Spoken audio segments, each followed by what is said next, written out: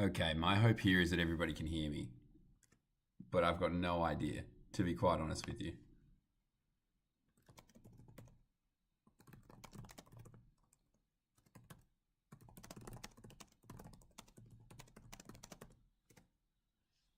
Oh my God.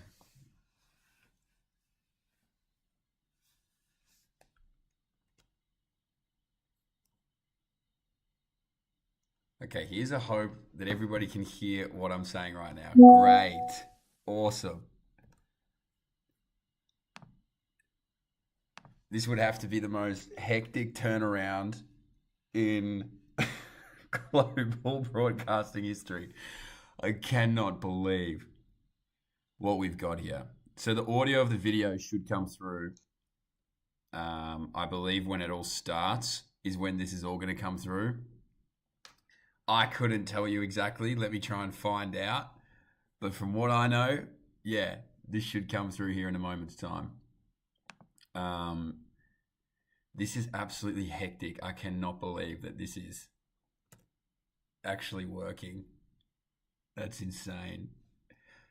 Are we pumped? I really hope people are pumped. It is 5:54 here in Perth. And I'm waiting for these guys to give me something. I'm going to be totally honest with you. I just thought I would be covering this with Jacob over in Jamaica, taking photos, sending it to me. So I was like, I'm going to watch, but I don't need to know the full details of how this works. Turns out I do.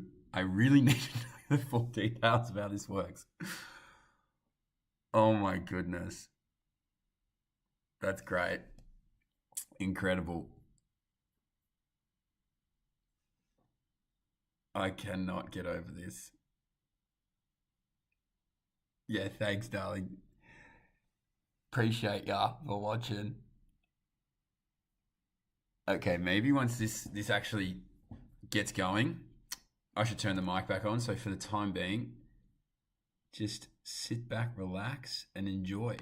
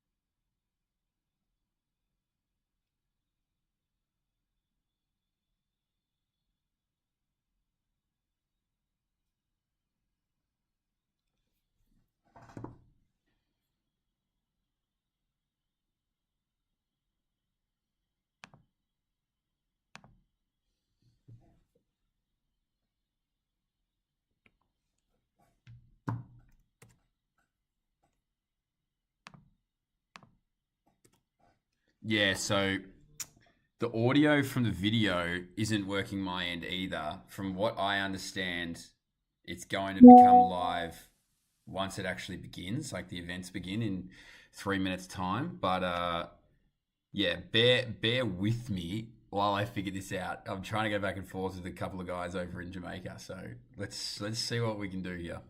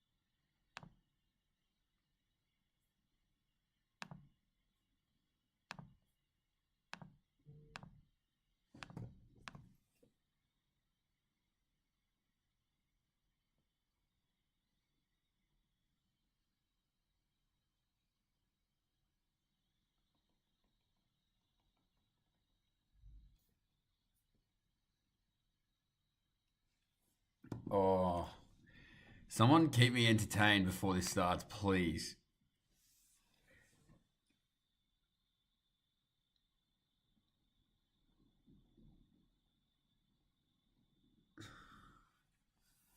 I don't know how much more of this French hurdler I could watch before we get into things.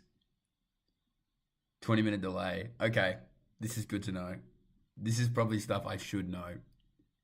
Well, guys, I guess while we're here, let's chop it up. What do we think? I mean, I think the idea of Grand Slam is incredible. I reckon it's going to be cool to watch. I'm actually pumped to see it, and the product and what MJ's been able to put together and the whole crew. Big, actually, we have to show a lot of love to MJ and the crew because honestly, the way that this came about, from my understanding, again, I've woken up at just before 5 a.m. due to just being on the other side of Australia and the body waking me up.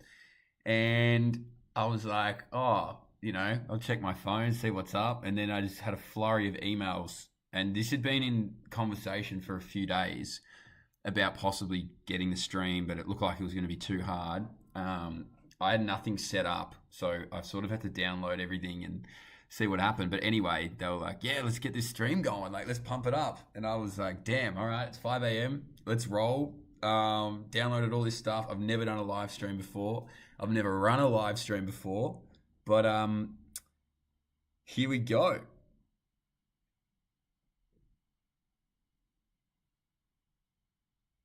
Yeah, well, oh, geez, a tornado. Okay, that's not good. No Jane Bunn, but I don't think that's great. It'll probably get delayed then. I'm gonna guess we're gonna run at least like a 15, 20 minute delay. Can't imagine they're gonna be doing much running in a tornado. Let me check. Boots on the ground.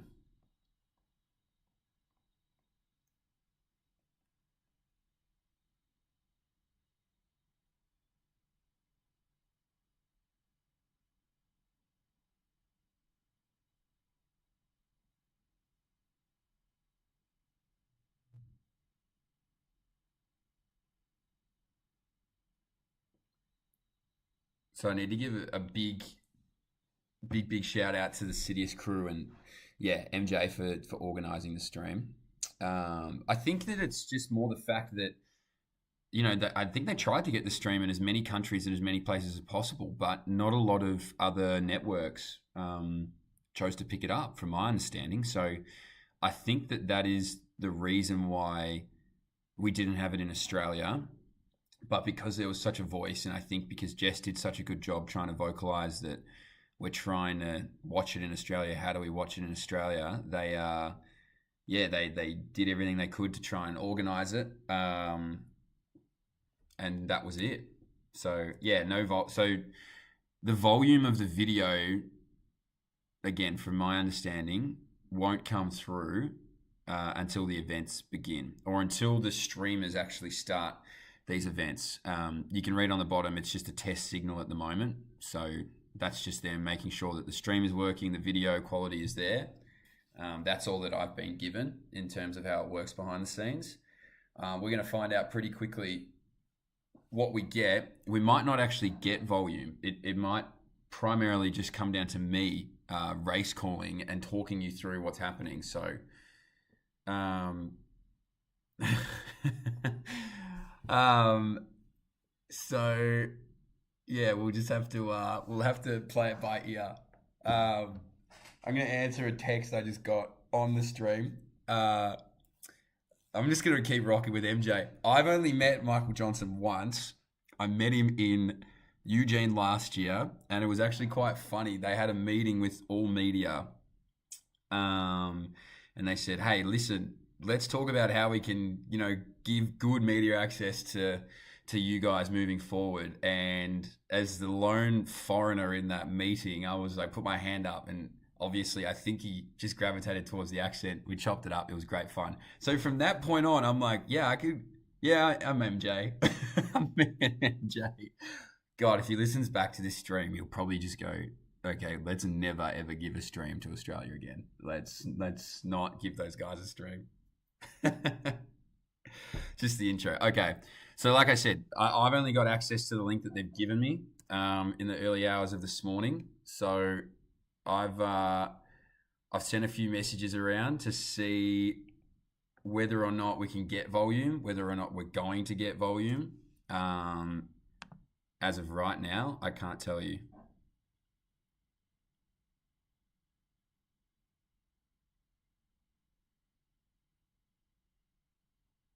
Okay. All right. I've been instructed that there's a possibility that I might have to reset the system.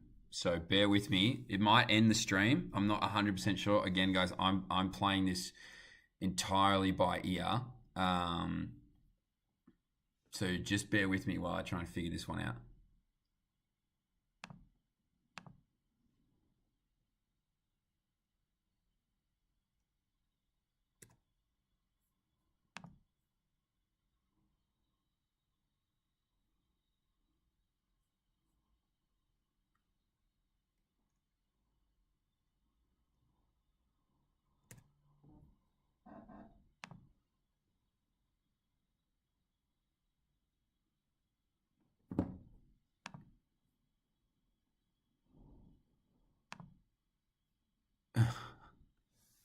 Okay.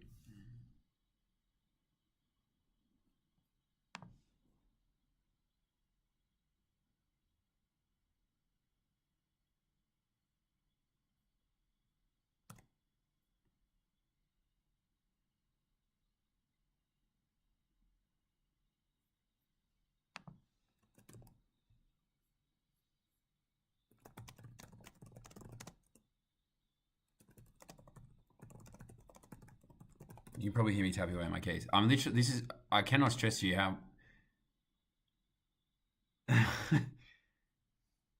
The events are meant to start in about. Oh my God, who's this guy? Who is Jumpman? Jumpman to the rescue. Hold on. This guy's cooking.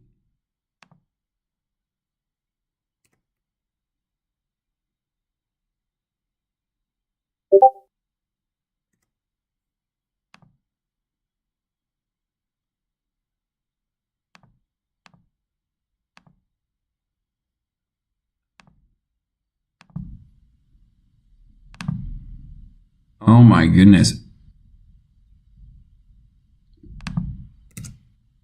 All right, can you guys hear anything now? Jumpman, I think I might love you. I don't know for sure, but I think I might.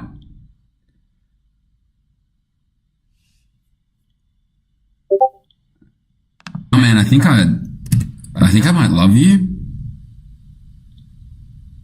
I don't know for sure, but I think I might. In the chat, if they can hear audio right now from the video. Oh man, I think I might love you. Cool. I don't know for sure, but I think I might. In the chat, if they can hear audio right now from the video. Oh man, I think I might love you. Cool.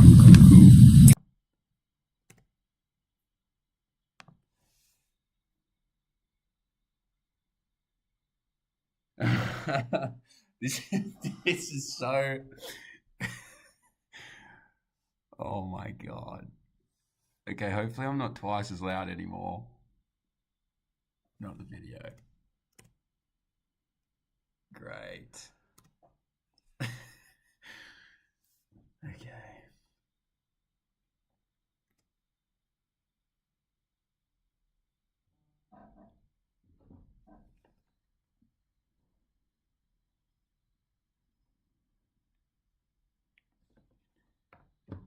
I mean, at this point, I would love to know what is being even said in this video, because I've watched it roll around about 16 times now, and I've got no idea what he's saying.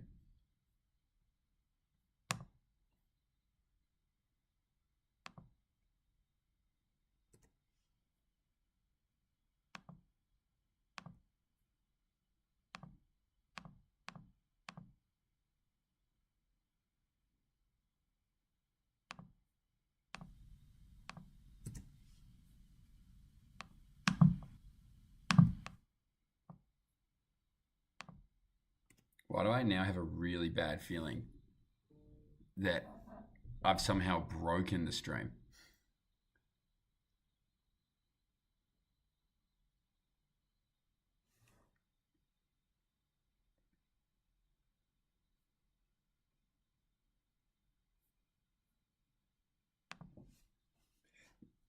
As far as I can tell, the races are meant to start in about 20 minutes' time.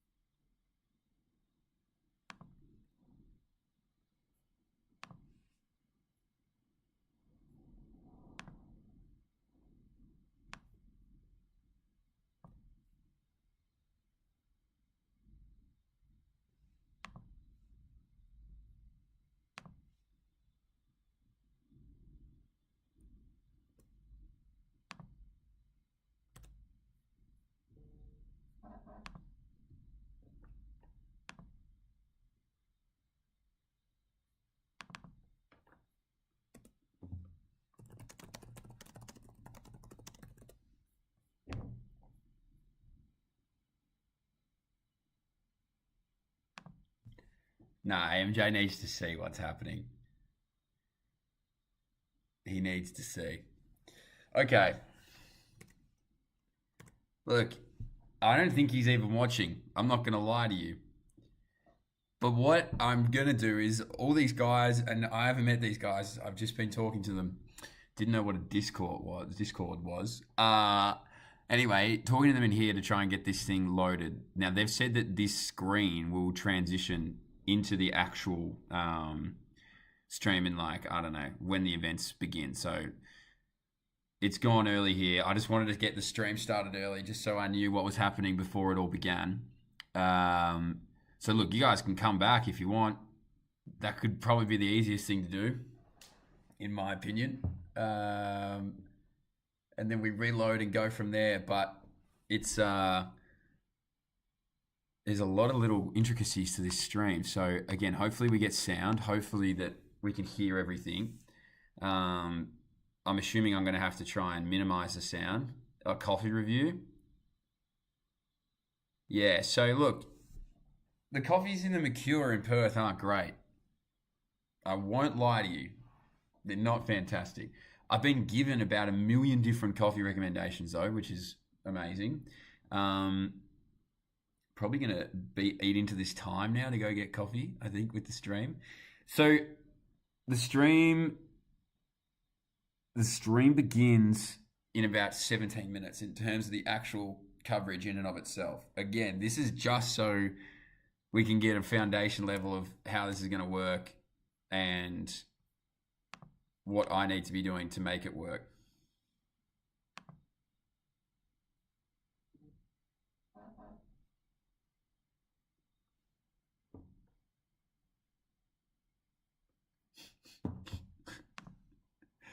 Nah, guys, I did.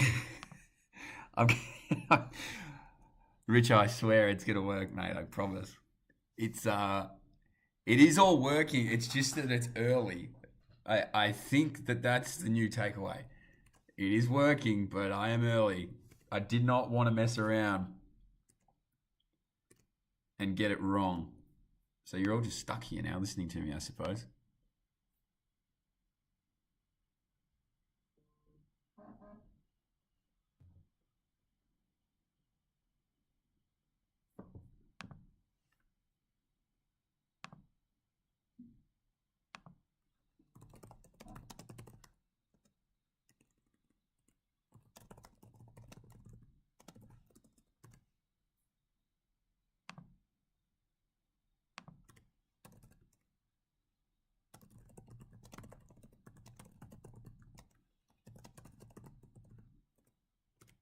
Okay. You wouldn't believe it, but I'm going to get this sound working. This is crazy. Look, while I got you guys here, I may as well keep you here, right? Are you streaming on Discord? I am not streaming on Discord. I am talking to the producers uh, of this stream on Discord. You have time for a shoey. Mate, if it's 6:14 in the morning where I am. That would be absolutely insane to do a shoey. National preview. Well, I'll tell you what's crazy about the Nationals is that I think only Denny is missing from the senior Nationals. Day one of junior Nationals has already started. That was yesterday. It was phenomenal. Day two is literally in a few hours' time, which I will be there for, which will be awesome. And then I think the entire Nationals is going to be great. It's always a good competition. And I think out here in Perth, yes, it's a fair way to travel, but the weather is always conducive to fast times. I think so long as it doesn't get to 40 degrees, which apparently it was here last week, it isn't anymore. I think we're in for an absolute banger. I'm getting some great points here. I think this is going to be awesome to see Jamaica in all of its glory. It's just had the track relayed as well at Independence Stadium, which by all accounts, and by all accounts I mean from Chris and the crew at CDS, it is quick. I know Jess has been on there a few times with Jacob. Shout out to photographer Jacob. And, you know, they're talking pretty highly of it. So, I don't know. I guess it's going to be an absolute belter. There'll be so many people in the crowd. I don't know whether you've actually ever gone back and watched any of the Jamaican National Championships, but with the amount of colour and noise and theatrics that go on there, I'm actually really excited to see this stream kick over from the athletes talking because I want to see the atmosphere. I want to see it here. In my personal opinion, I think it was a missed opportunity to do some more races outside of America. And whilst I also respect the fact that it's in America, it's an American run event, everything of that nature, it would have been cool to have one more, I think, maybe not in Philly, although Franklin Field in Philadelphia is an amazing stadium. And they also have Penn Relays there, and it's got a lot of history. But I do think it was a missed opportunity maybe to have one. I don't know. It would probably go to Europe just given the amount of athletes that they've got there. But I would have really enjoyed to see it go somewhere else. But Miami next, which should be huge. There actually should be some fun announcements for Miami, which will be cool. And then, yeah, obviously Philadelphia. I think you can't really have this yet in major stadiums across the world. I don't think in year one, it's a hard expectation to draw all those eyes immediately. I think right now it's such a cool concept and all these athletes are incredible. And obviously the whole crew's done a great job in marketing it and advertising it, but you kind of need to let it build. It would be really cool. I saw this concept and I'd be interested to know the chat's perspective on this, that they build a major stadium for Grand Slam in America. So if you're not going to send it overseas and you're not going to have it in more international places, I actually don't mind the idea of it being in one big facility and, you know, week in, week out, or, you know, once a month, or the current like 3-week schedule that they've got between events. I think that would be pretty cool to do something like that. I'm hearing there, what is it? Stands are basically empty. There you go. So I'm not sure then, you know, I think it just needs to build. I think it just needs time to build. That's the most important.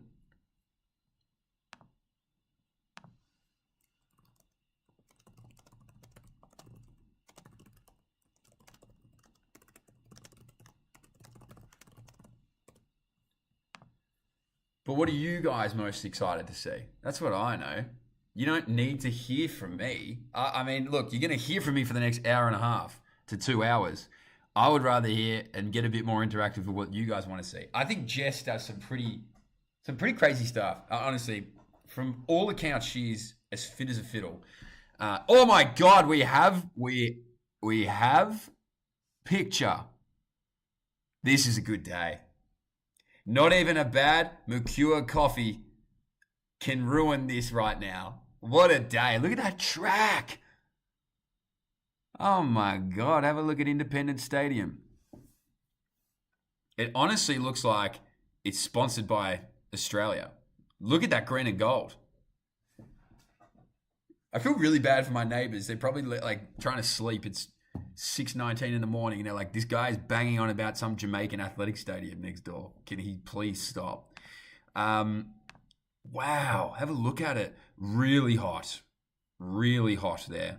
I've heard like actually sweltering hot. It is going to be, I think, a tough day for a few competitors. Yes, Jess is in the 800. Nikki Hilt, Mary Moyer, which let the Gould Toppin. I like the challenges here. Ijore, McLean, Herder Klecker, and Gould Toppin. Obviously, he's going to get a lot of that Jamaican support. Oh my God, did that... Sorry, did we just have the track and now we've gone back to this? What is going on?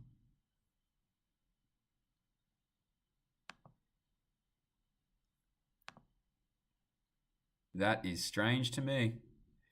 Okay, cool. So we're back. We're back watching this. We will have sound. I promise we will have sound. Is 800 too short for Jess? I don't think so.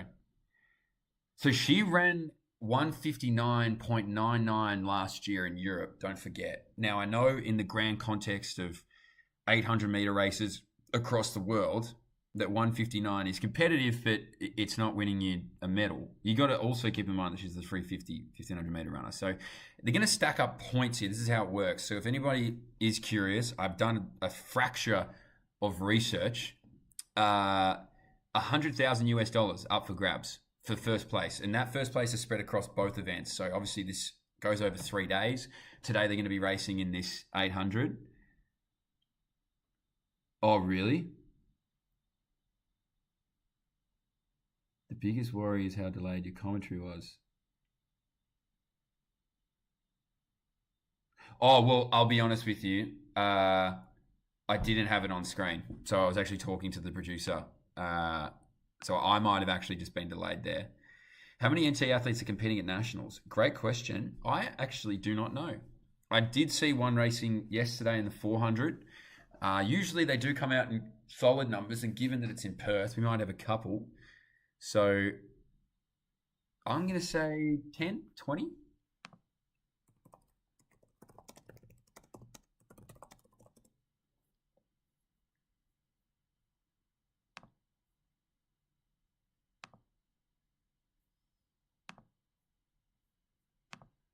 I'm going to say when my boy comes on screen, I'm going to tell you, and you guys tell me if it's delayed, okay? So Roshan Clark is on screen right now. The Jamaican. There's my man. Alison dos Santos is on screen right now as I'm talking. Please tell me if this is delayed. All right. What a pink. All right. You can hear the audio for this test. Cool.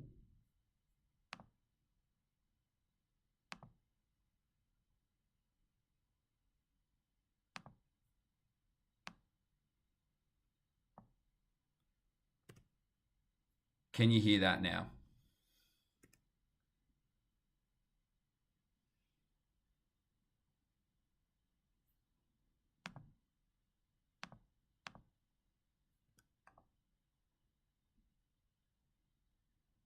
I'm hoping you can.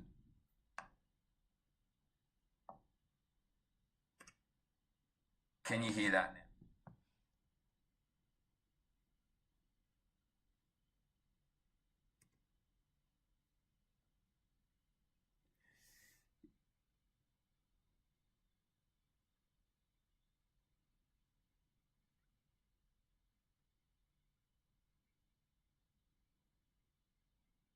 I wonder if I can get rid of the delay.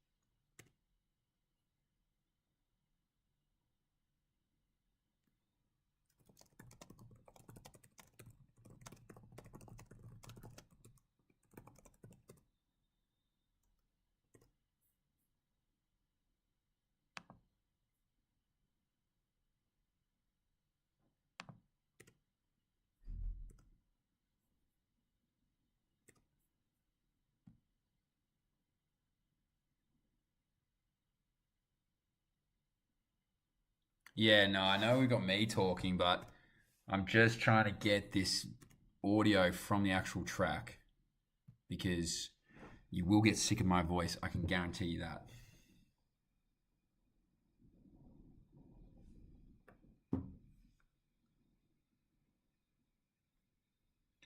What's it like working with Bruce? That is a great question. It is like a dream come true, to be honest with you. He, more than anything, obviously, he is, I'll say that he's the best race caller in the world. I'm sure others have different opinions, but outside of that, he's just the most beautiful man you will ever meet. So lovely, has so much time for you, will shake everybody's hand, gets around you, so welcoming, so warm. Yeah, just I feel like if I get to learn anything from Bruce, it's probably that, how to behave and how to act in a commentary booth and with people. That's like just such his greatest asset, and we're so lucky to have him in athletics. Really, like he doesn't call anything else anymore. He hosts events, but he doesn't race call anymore. So for us to have him in Australian athletics is just insane. Um, okay, everything's choppy now.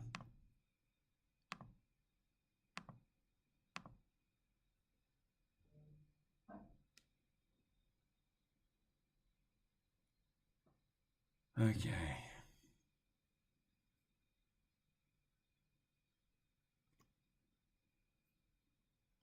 Well, the races were meant to start about 10 minutes ago, but that doesn't appear to be happening.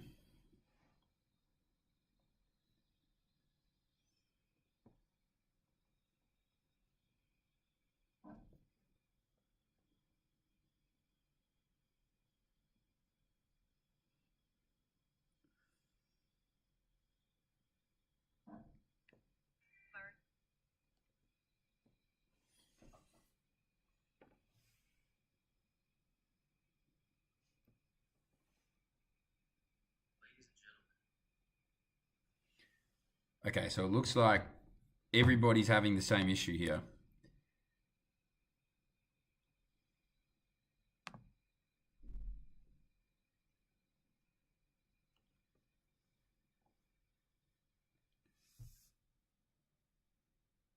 Who was my favourite Victorian junior athlete? Oh, that's tough.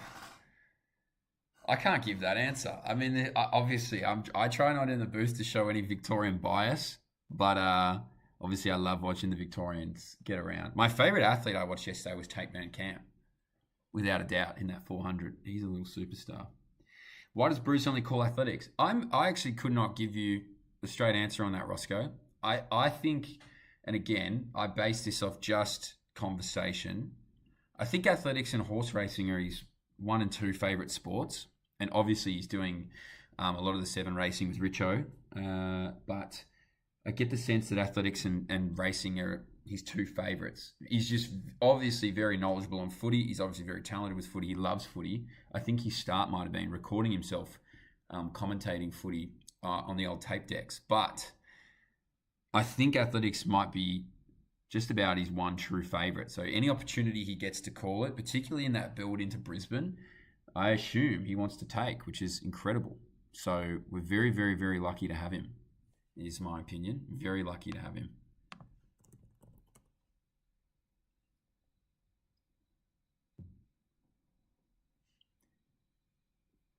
I'm trying to check the Total Running Productions live stream as well. It just seems like they've got the same thing with no audio and just talking. So that's making me feel a little bit better, if I'm honest.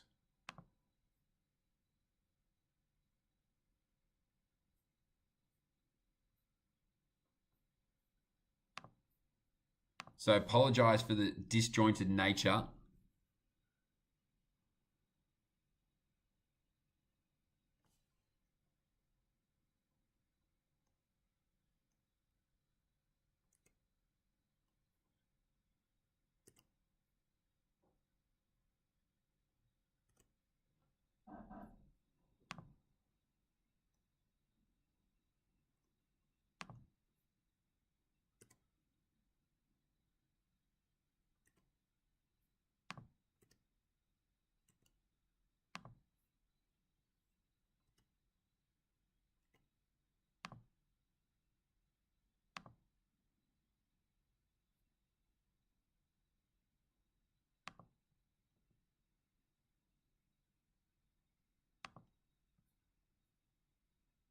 Okay, I'm hoping that works.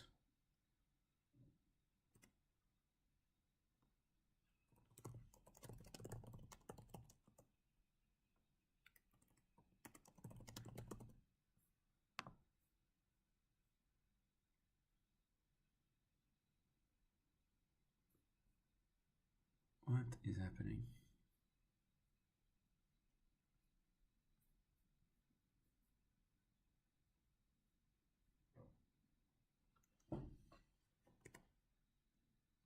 Okay. Well, we've got the track.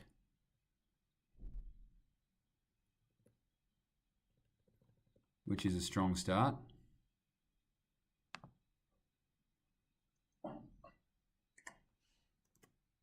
Okay.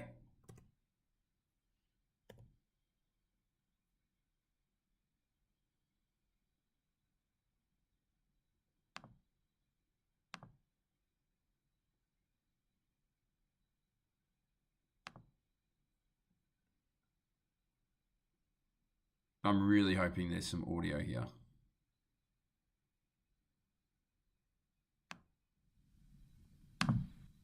Really hoping for audio.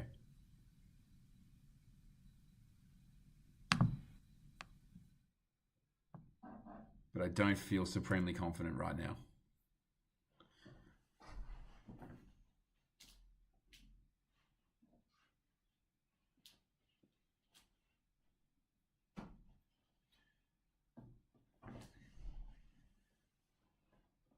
How's that stadium though? Jeez. It looks good. Wow, I can't believe that. That looks incredible.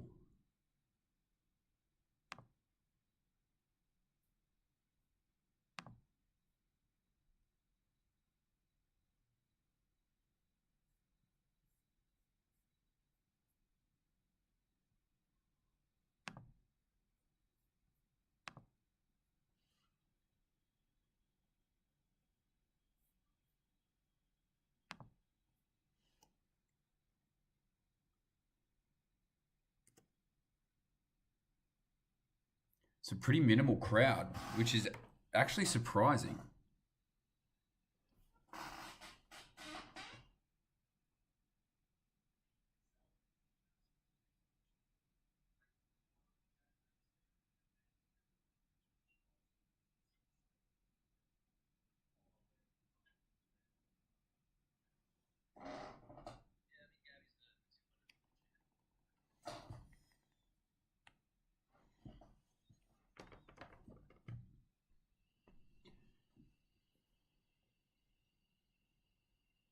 Somebody just give me a quick update whether or not we've got any audio from the track. Because I can't tell from my end.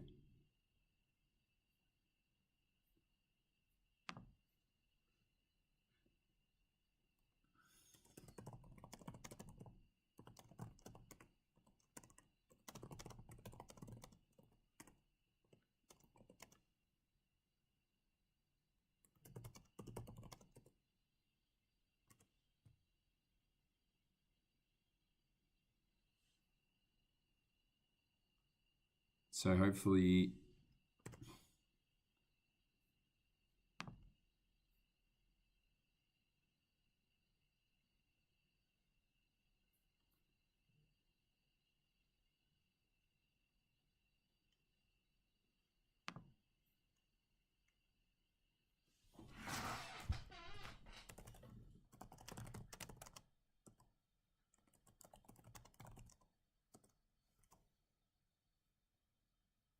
There's some crowd.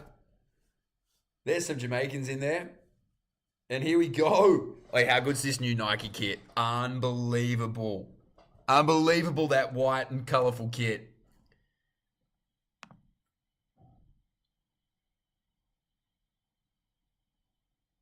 No, we can only hear you. Someone's saying that it's very faint. Okay, well, I'm not sure whether it's very faint or not.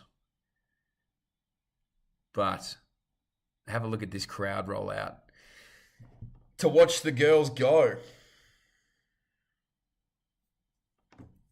And hopefully this is a quick 200.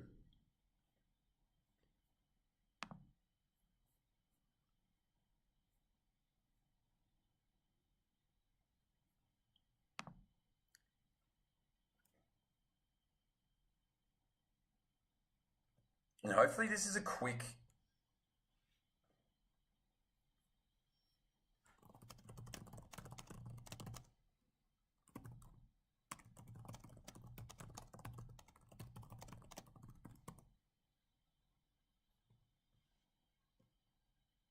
Hopefully this is a quick...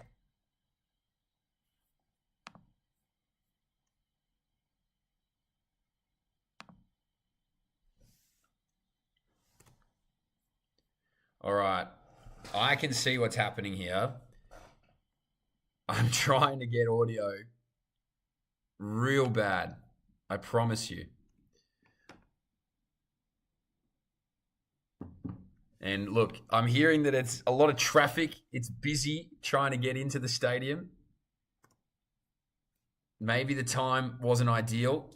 I'm unsure what the process is there, but they will come.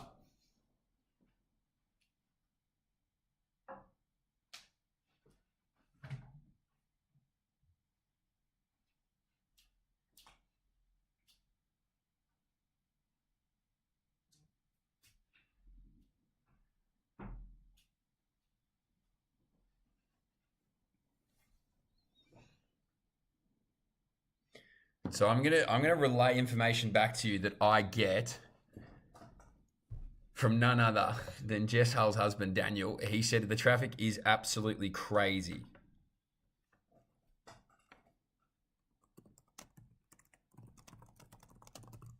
So for all those wondering why it is so empty,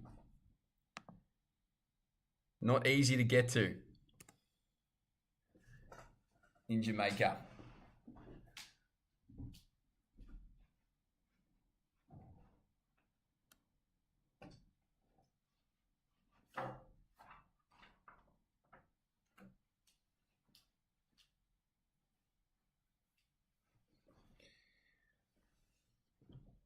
I like looking at the lifetime best here. Paulino, what a class competitor she's been for years and years and years.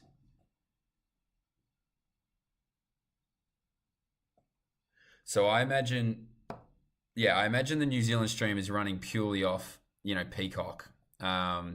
These streams that I believe we've been given are a little bit different. They're purely for content creators or live streamers. So I imagine that there's two different styles of streams that have been given. One will be given to us, those streamers, and the other one is the natural broadcast. Dina Asher-Smith, star. Absolutely love her. Gabby Thomas, the Olympic champ. This is a great lineup.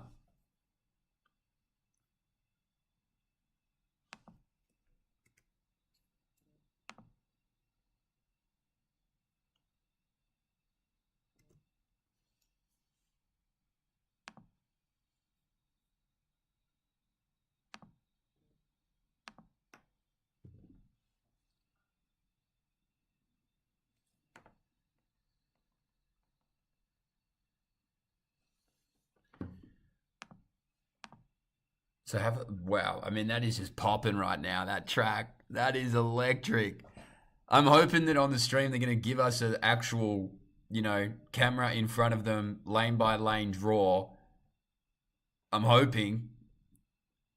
Right now, I feel like I'm a pigeon at the top of the grandstand, just watching on.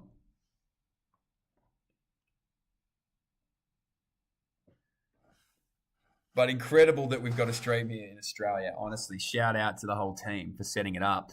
That grandstand on the right-hand side where that start-finish line is, I'm hoping fills up quite quickly. Everybody rolls in from work. They fill it up. It should be fantastic. Here we go. Good. So Williams, Diggs, Paulino, Holmes, Price, Nasser, Thomas, Asher Smith. So they've got Dina Asher Smith and Gabby Thomas in those outside. Is that in lane order? Or are we just counting down right now? I don't know. We're going personal bests, are we? That's what it looks like on my screen. I'm not sure what everyone's getting on theirs, but that's what I'm getting on my screen. Why no sound from the stadium? I am trying to get the sound from the stadium. I'm trying to play around with the settings in here. And it is as much a me thing as it is anyone else. So again, I'm trying to get it all sorted. So bear with me.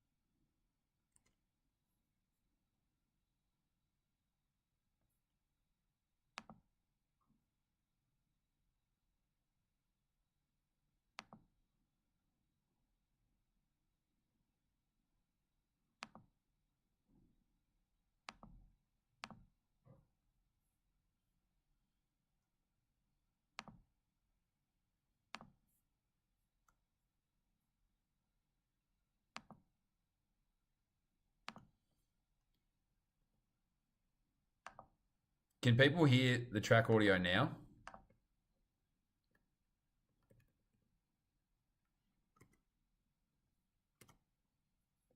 Anyway. Behind the blocks on my stream at least, across this 200. I don't know whether we're going to get a closer look down on the track.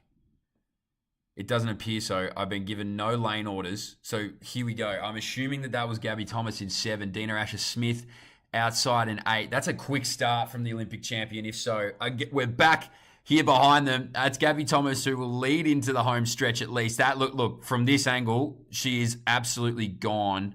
She's burned them here by an absolute country mile, by the looks of things. I'm literally may as well be calling this from Perth. But 22.63 unofficially, I'm pretty sure was the time. Here we go, Gabby Thomas. So that was the lane order. Gabby Thomas takes it in 22.62. Unofficial. Paulino 22.93. So not bad in terms of times. Like I said, hopefully we get a little bit closer down to the track. But I honestly couldn't tell you right now. Alexis Holmes 23.33, NASA 22.99. So quick. I think they'd be happy with that. I mean, that's a lot of season openers. So 22.62 for the reigning Olympic champion isn't bad. Unsure exactly what she would have been anticipating, expecting. That's the first look that we get at the track.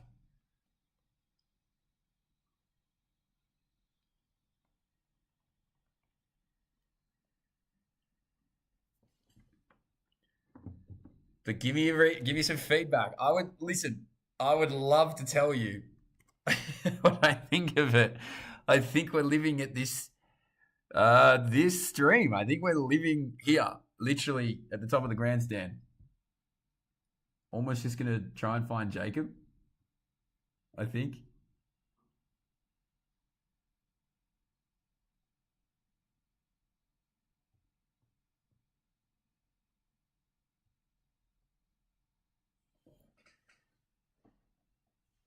So I think this is where we are, guys. This is where we are. We are living at the top of the grandstand. Doesn't it make you feel like you're in Jamaica? Don't you think? God, I can feel the sea breeze in my short hair as we speak. I am just, God, the tan feels good. I mean, I can get a better view from the lakeside. Oh, no, we're here. Look, we can't complain, all right? We didn't have a stream, okay? We've been given a stream. We've been gifted a stream by the almighty powers of Grand Slam. Now, would they be regretting that they're like, let's give it to Mitch? I don't know. You know, I'd have to talk to them. Will I give you the best damn commentary I can give you from the top of the grandstand? Yes. God, yes, I will. I'll make you feel like that we're slapping hands with the athletes. Men's 400. Guys, I think he's up next. Now, if you have not great vision, put your glasses on and tell me whether or not you can see guys warming up for the 400. Because I reckon I can. If we're not going to get down on the track, guys, we may as well have fun. I think that's what is important here. Let's just have a good time. Let's enjoy it. You know, we're going to see Jess roll around every so often. It's going to be fantastic. Let's enjoy what we've been given here. Give me some feedback. Let's just, I don't know why the screen is going all, oh, here we go. We're in Jamaica, baby. Da, da, da. I mean, what? Look at that. Look at that grandstand. You know what I like about Jamaica? Call me crazy. Color. Everything's colorful. Look at all the buildings. Look at the actual grandstand. They got different colored seats. I think we invest in that in Australia. Look, I'm not in charge of where we redirect money, but I would like to see some more color in the grandstands because there's only so many green or blue chairs that I can stare at in an athletic stadium, you know? And I like that Brisbane's old stadium, Cusack, I'm going to call it the old stadium now. Oh, here we go. Oh, guys, I love Vernon Norwood. He's actually, look, he's probably one of my favorite athletes in global athletics. I'm not going to lie to you. Love me some Hudson Smith. Sam Conga. Oh, what a party. He's so party. Jeez, this is a great field. Matthew Hudson Smith. I'll tell ya, he was unlucky not to be the Olympic champ last year, wasn't he? Because he led into that straight and you thought, wow, this is it. He's got this for sure.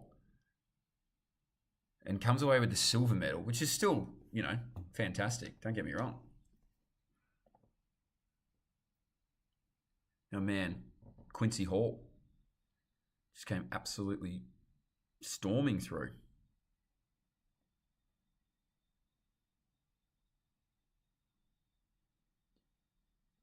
So I want to see, I believe I've been given the lane draw from none other than Daniel, Jess's husband. So if anyone wants to give some praise and they're like, who should I be saying thanks to? We're saying big thanks to Daniel.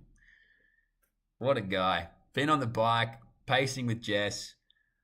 It's a phenomenal relationship between those two. Absolutely love that. We've gone back to misty 1980s movie cinematography style shooting. Oh no, the color's back. There we go. Is that just, it can't just be my eyes that are doing that. Yeah, bring us back to ground level. Nah, this is great. Jareem Richards, Matthew Hudson Smith, Muzala Samakonga, Busan Colleen, Kebita Shipi, Christopher Bailey. I love me some Chris Bailey. Anyway, John J. Watkins, Vernon Norwood, and Xandrion Barnes. So good to see some Jamaican nationals in here. Obviously, Watkins and Barnes are challengers. So is Chris Bailey. Vernon Norwood. And Kenan Napshipi as well. So Jareem Richards, Hudson Smith, and Samu Konga are the ones who are going to be at every single Grand Slam. This race is in Kingston, Jamaica, Independence Stadium. So it has a lot of history, this stadium, and obviously the greats of Jamaican athletics have all come through here. If you go back and rewatch a lot of tape, and obviously this is in the last 20, 30 years, but of that Usain Bolt era, even when he was young, and they had the World Juniors here, in fact, a long time ago, there is a lot of history in this stadium. It's been relayed, it's been resurfaced. You can see the Grand Slam branding in the middle of the track. There's a few more bodies rolling in.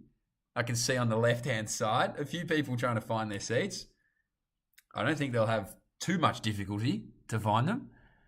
But it is very cool that it's in Jamaica. I'm not sure whether there could have even been another stadium really in Jamaica that they could host this with. But I think what they're doing with what they've got is very impressive. Give me a chat.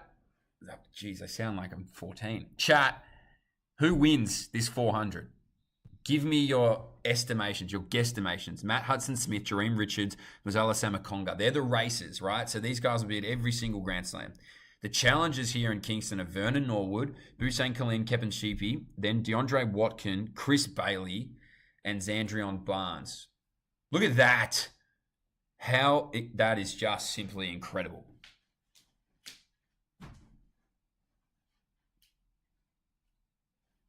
Can they keep the drone? No, they can't. Okay. I was about to say, can they keep the drone there? Just keep us hovering over the top. That would be amazing. Reese Holder.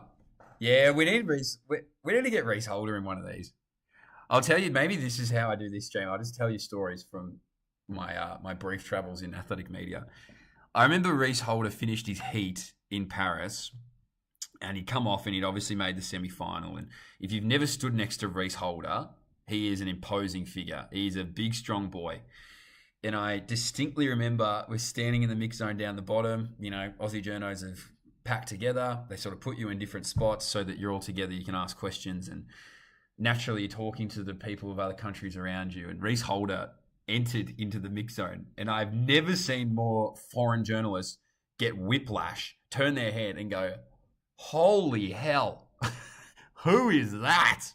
And it was like the proudest moment of Australians that morning, just standing around. And we were like, that's Reese Holder. He's pretty big, I guess. He's a pretty strong guy. I've just never seen more people just be like, who is that athlete? That is incredible.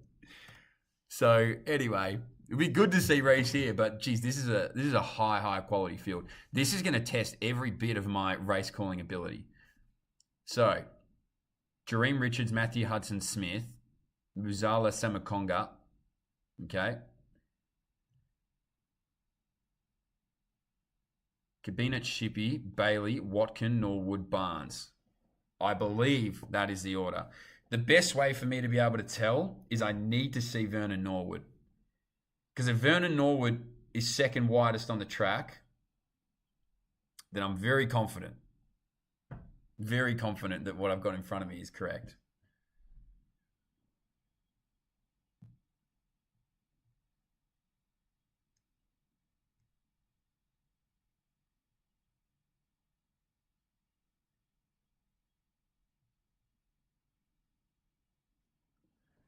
So I'm keen to see here how this plays out.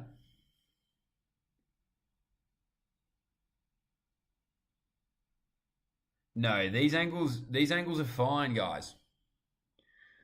Look, guys, we've got to be appreciative of the fact that we have a stream.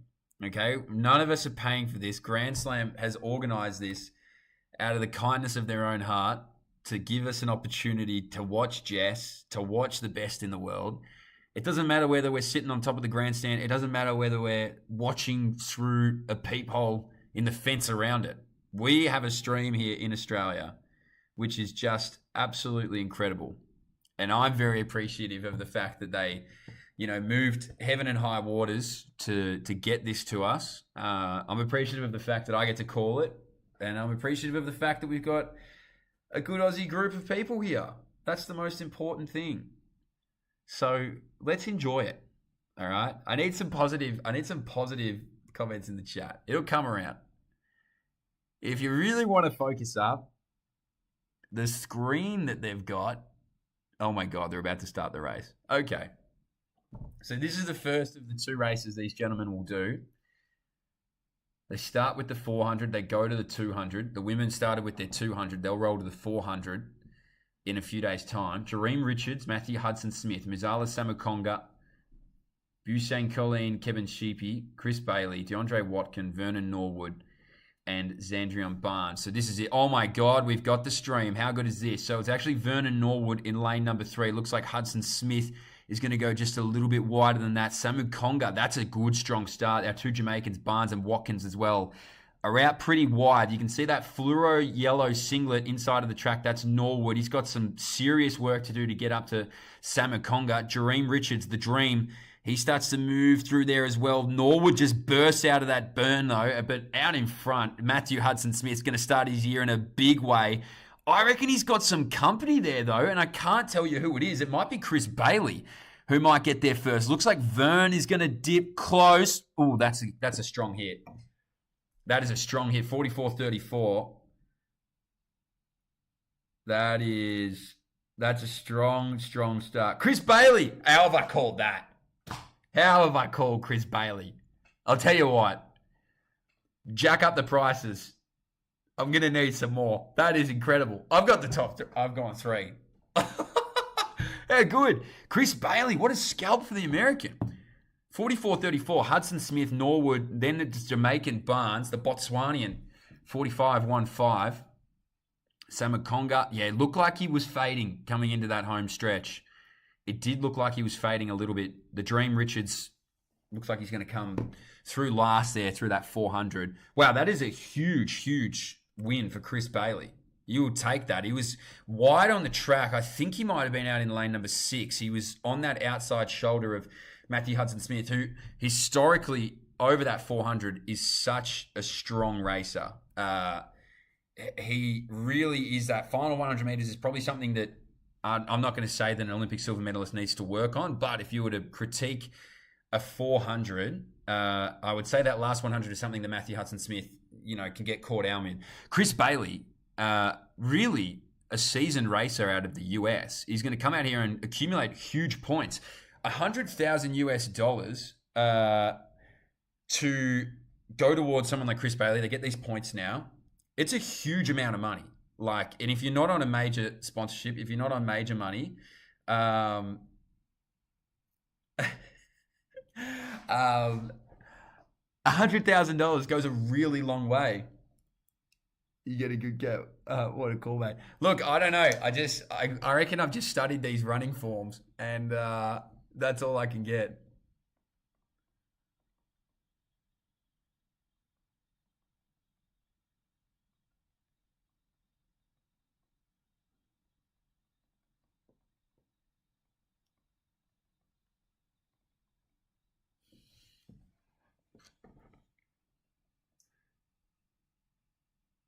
So Chris Bailey, viewers creeping up. Yeah, because you know what? Maybe people are like, hey, I wouldn't mind listening to that rogue Australian guy just talk over nothing.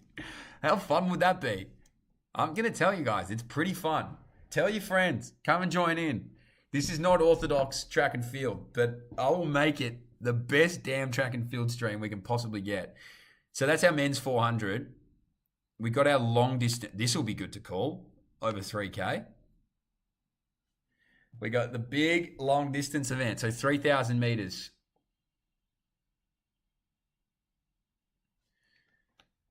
So if you've got questions about Grand Slam, then by all means, I'm here to educate you as best I can.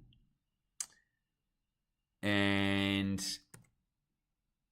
yeah, there we go. Chris Bailey, 12 points. So yeah, you accumulate points.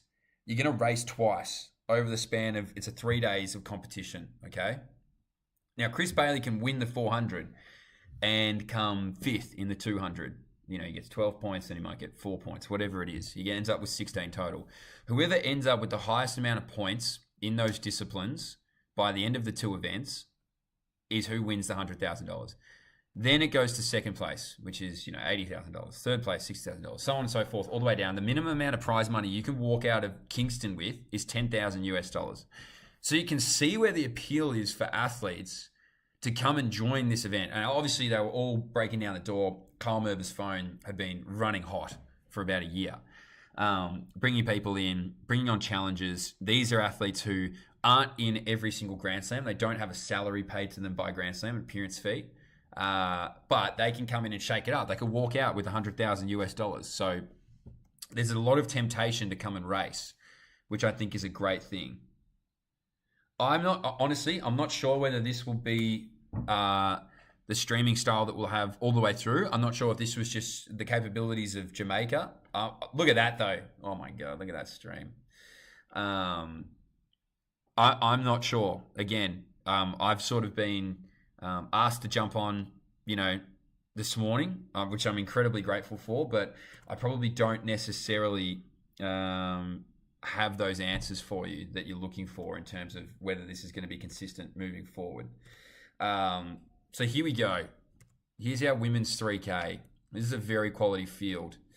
Ngetic, the Kenyan, and Akale, the Kenyan. So there's two Kenyan women in this race. Elise Cranny, the US competitor.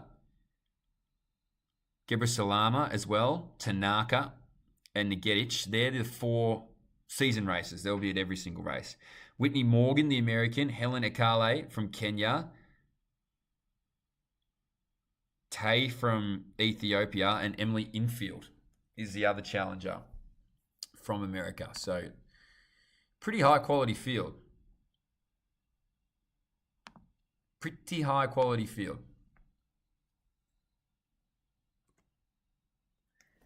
So let's let them assume positions.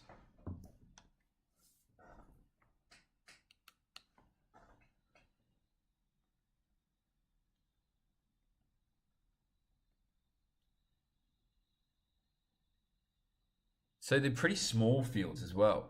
That's probably worth mentioning.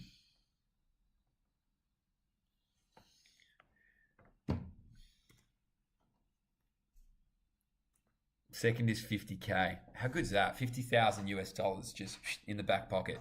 Guys, Jess Hull's up next for all those Aussies. I know that's what everybody's tuning in for. I know that's what you all want to see. But I can tell you that Jess will be up very shortly, running the 800, which we don't see a lot of. Put your comments. No, is that what you say? I've never done a live stream. Tell me in the chat what you think Jess runs. Tell me in the chat where you think Jess places. That's what I want to know, because let's keep this as Australian as possible. What do we think Jess runs? Lifetime best 159.99 set last year. Obviously, world indoor bronze medalist only a few weeks ago. Very fit at the moment. What do we think she runs? And what do we think she places? Because she's got a high quality field to try and beat. You imagine day 3 is going to be the best day for Jess.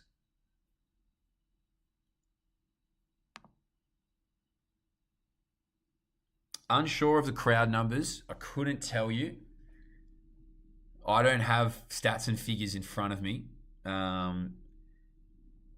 which I don't know whether that shocks anyone. But yeah, I don't have those stats and figures in front of me. Big shout out to my lovely girlfriend Scarlett, who is watching at home, sick. I hope you feel better shortly. But glad you're here with me in Jamaica, I suppose. Just number 1. I agree, Muscles. I agree. I think Jess is going to run a more impressive 800 than I think maybe what people are expecting. Now, obviously, she's going up against some absolute world-class 800-meter talent.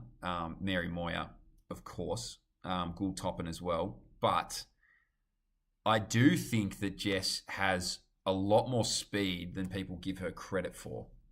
So Tanaka, Cranny, Infield, Ngetic, Tay, Gebra Salama, Loban, and Morgan. That's the order.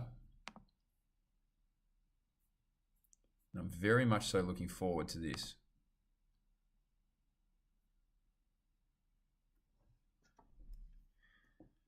Gebra Salama, she's a world cross-country silver medalist, don't forget. Great half marathoner. She's been to 2 Olympics in that 10K. So, an outstanding competitor. To me, just one that you really have to keep an eye on.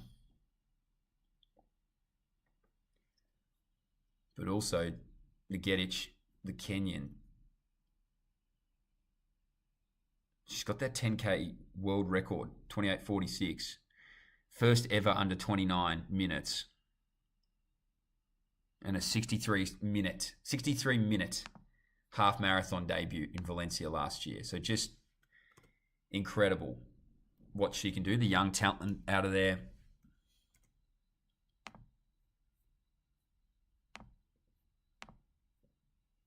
I think if you're an American, though, you're watching on Nagetić, obviously, I think, to me, is probably, I don't know. I would like to call her the favourite, to be honest with you. I think she's going to do something pretty special out here. I think Elise Cranny is very fit. I think the American will give it everything. I can guarantee you one thing, and one thing only, in this 3K. I can guarantee you this. Nozomi Tanaka will lead this 3K for as much period of time as humanly possible. So we're off, and I'm going to try and tell you who this is, and I'm going to butcher it. I guarantee you that. I need one close-up shot. That's all I need.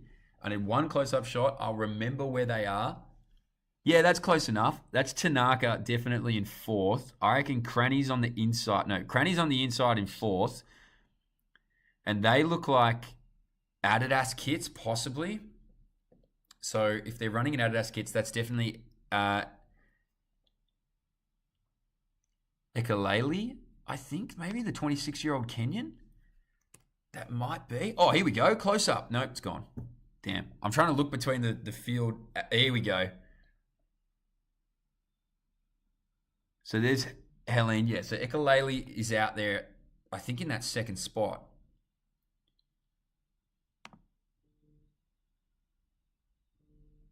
And that was, yeah, so Ekalele is leading and Nagetić is in 2nd. Yeah, Ekalele leading, Nagetić in 2nd right now.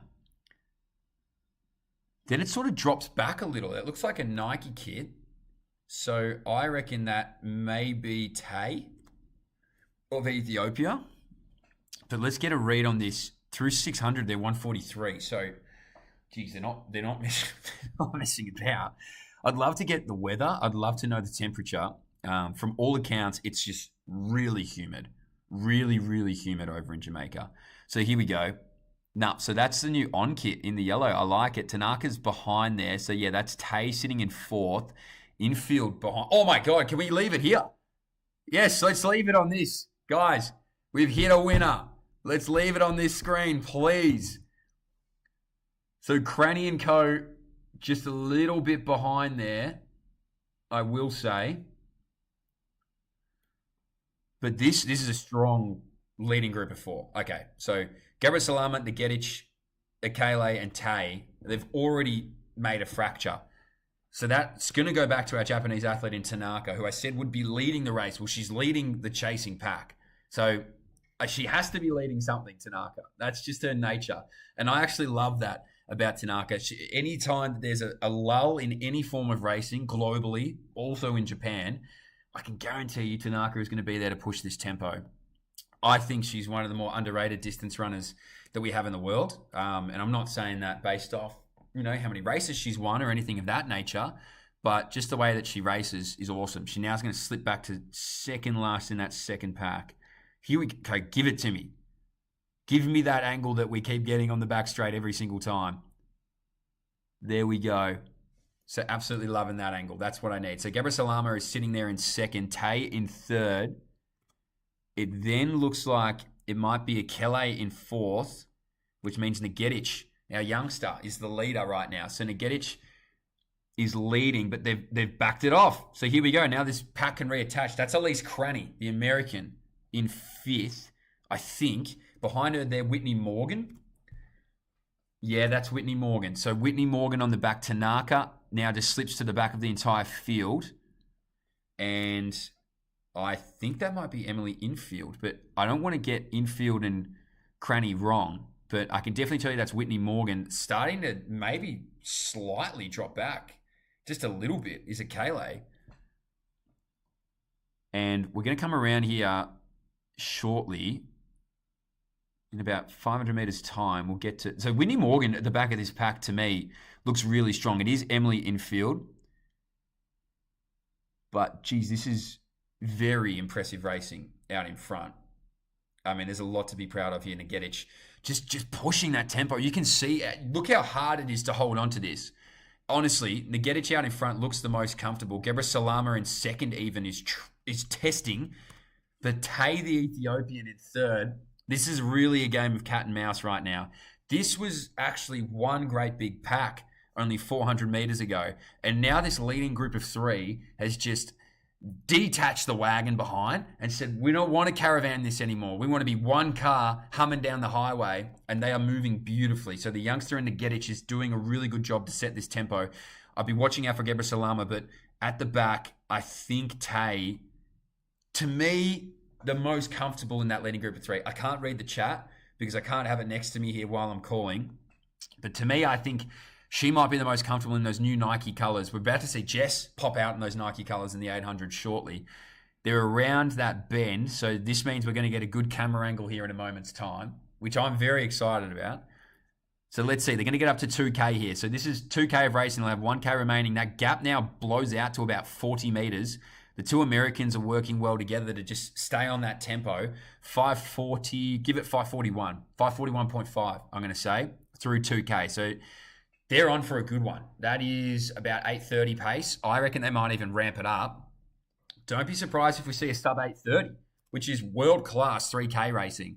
If we can see that here. In these temperatures and these conditions, now they might actually suit the mind of the Africans. Could be very similar temperatures to what they're used to in terms of their training stylings and everything like that. But I don't think this lead has changed at all. I still think it's Agnes Nagetić who's out in front. I think it's still Gebra Salama who's sitting in second, and Tay is in third. So one of our challengers might actually pop up here and take a big win, which would be huge in these longer distance events. Like I've said, these women have to race twice. They're going to go even longer in a few days' time. It's a hard slog, I think, doing it like this. But this is a real test of fortitude here. Here we go. So Tay's now moved up into second. So she's actually made her way around Gebra Salama, and still leading out in front is Nagetić. To me, I think this is a race for Tay. 600 meters to go. They're going to wind this up and just see what they can do. Cranny doing a really good job. Actually, that's Whitney Morgan, who now gets on the shoulder of Akele, the Kenyan. So look at this angle. We're flying here. This is okay. Now it's a race of two. So in distance running, they talk about the elastic band, the invisible elastic band. That's basically the tension around, can I make it to that pack in front of me, or am I too far back? To me, that's snap now. I don't think Gebra Salama can get up on that. When they're moving at this pace, and they will run 8:20. It's going to be about an 8:20, I'm going to say 8:27, 8:28 is my tip.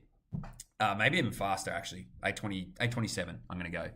I could be very wrong. But these two out in front have done a remarkable job. To me, I think Tay, the Ethiopian, the challenger, in that Nike colors, has probably run the smartest of all these races. Look at this Nagetić now. Finally, she gets a little bit of pressure. So look at Tay. Tay is hardly even breathing here at the moment. Tay is just cruising alongside Nagetić. She goes up to the young talent and says, all right, you want to test me over the first 2,600. How about I burn you over the final 200? Look at this. She makes the move. So she's on that rail with 200 meters to go here now. The challenger is going to storm into Kingston maybe and just snatch it off one of our races. So Nagetić is putting on for Grand Slam. She's going to try and hold on, but no, she won't. It's gone. The Ethiopian challenger is going to come in and take some huge points, Tay.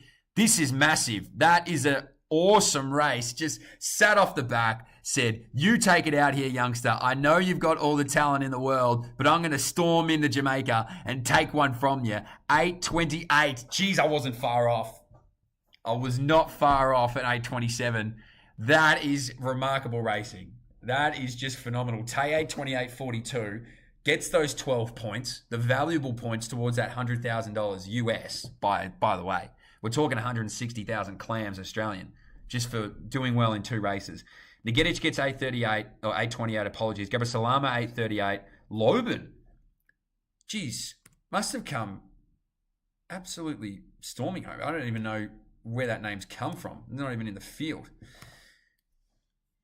Great running from our women.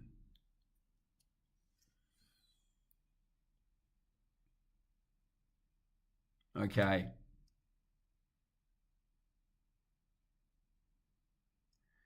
Yeah, total running productions has track volume. Yeah, and I'm honestly, I think it's a me thing, guys. I cannot figure out how to get that track volume on. I've been trying, trust me, but I cannot figure it out. So apologies. Hopefully for day 2 or day 3 or Miami, um, we can get it going. But wow, what do we make of that 3K? Give me some comments in here. What do we think? I mean, I thought that was a perfectly weighted race from Tay, to be honest. I don't think she could have raced it any smarter.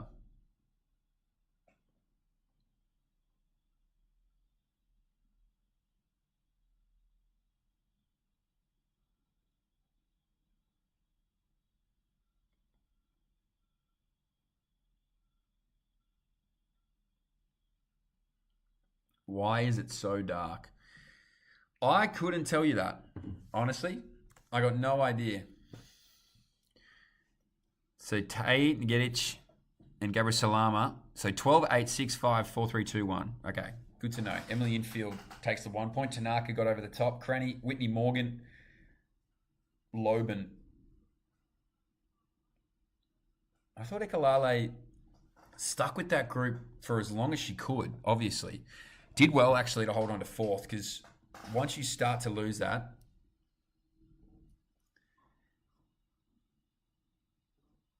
Mitch, how many races are you going to call over the next 10 days? Probably a lot, Sammy. I reckon probably quite a few. Look, I was trying to preserve the voice, but when Grand Slam comes knocking and they say, can you host a stream for Australians? I'm going to be hard pressed to say no, aren't I?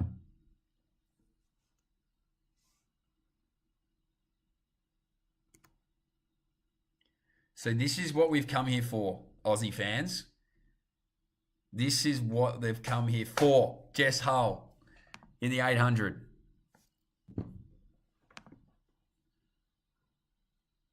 Consider me very, very excited to see this.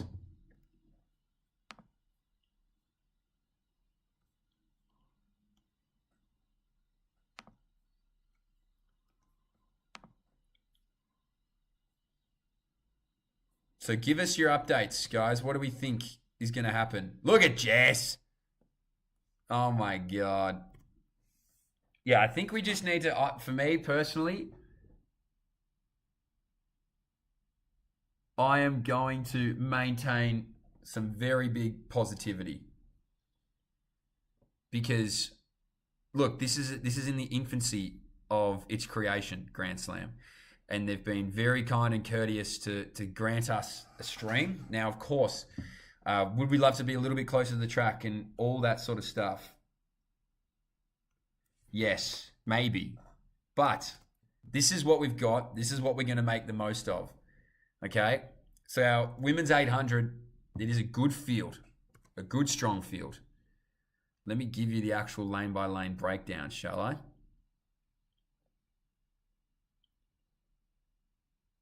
So we got Walteji, then Jess, Mary Mora, obviously Olympic medalist, Nikki Hiltz, Heather McLean, Natoya Gould-Toppin, Susan Lakayo Ejore, and Sage Herder-Klecker. I'll be interested to see what Sage can do over an 800. I don't think she's run all that many of them. So this will be interesting. Now give me these lane by lanes. All right, drop them out in front of me. Obviously, it doesn't really matter anyway once we get past the opening 100 meters, but just for the sake of it, obviously the one to watch here is the Kenyan Mary Moira. I don't think she gets beaten here. I would be very surprised if she does.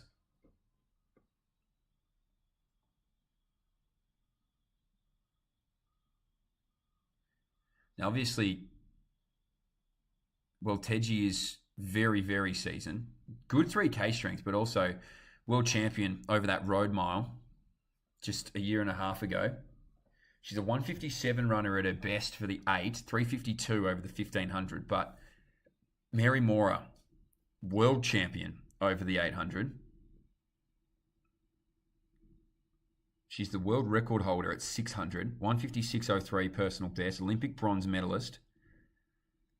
Just an incredible racer is the Kenyan. And obviously, who we're here to see. Oh, Nikki Hiltz. I love them. They are just a beautiful person. I think Nikki can run quite quick over this 800 as well. They were quite good in college over the 800 when they were running for Arkansas. And I reckon that they still have that speed and continue to develop it. But obviously, Jess Hull, I am pumped to watch this. 350, fifth fastest 1,500 meter runner ever. Obviously, world record holder over that 2K. Oh, I've got Sage incorrect. Apologies, guys. I keep thinking, and obviously I'm thinking of Joe Klecker, but I always think Sage is the distance runner. Sage got tripped up in the Olympic trials last year. And I remember that. And she was a real chance. So apologies, I've got my wires crossed. She was a real chance to make that team. And she got tripped up. So apologies for the Sage Klecker confusion. And you know what? Amazing that she isn't one of the regular racers. Gould Toppin, the Jamaican, will be a very big favourite to watch. 155.96, her lifetime best.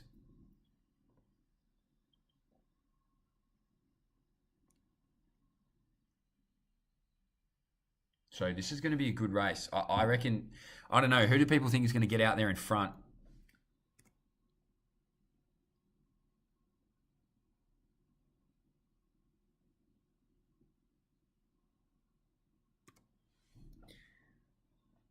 I think it'll be a tough battle. Gould Toppin, very accomplished athlete. Obviously a very popular Jamaican athlete as well. Nikki, they could do it. Mary, yeah, could be Mary.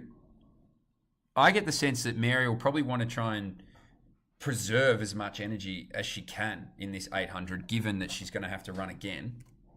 But who knows? I reckon Mary will do quite well. We've got clearly some Kenyans in here that want to know more about Kenyan athletes. So the Kenyan community that's in this stream, please hit me with some more Kenyan love.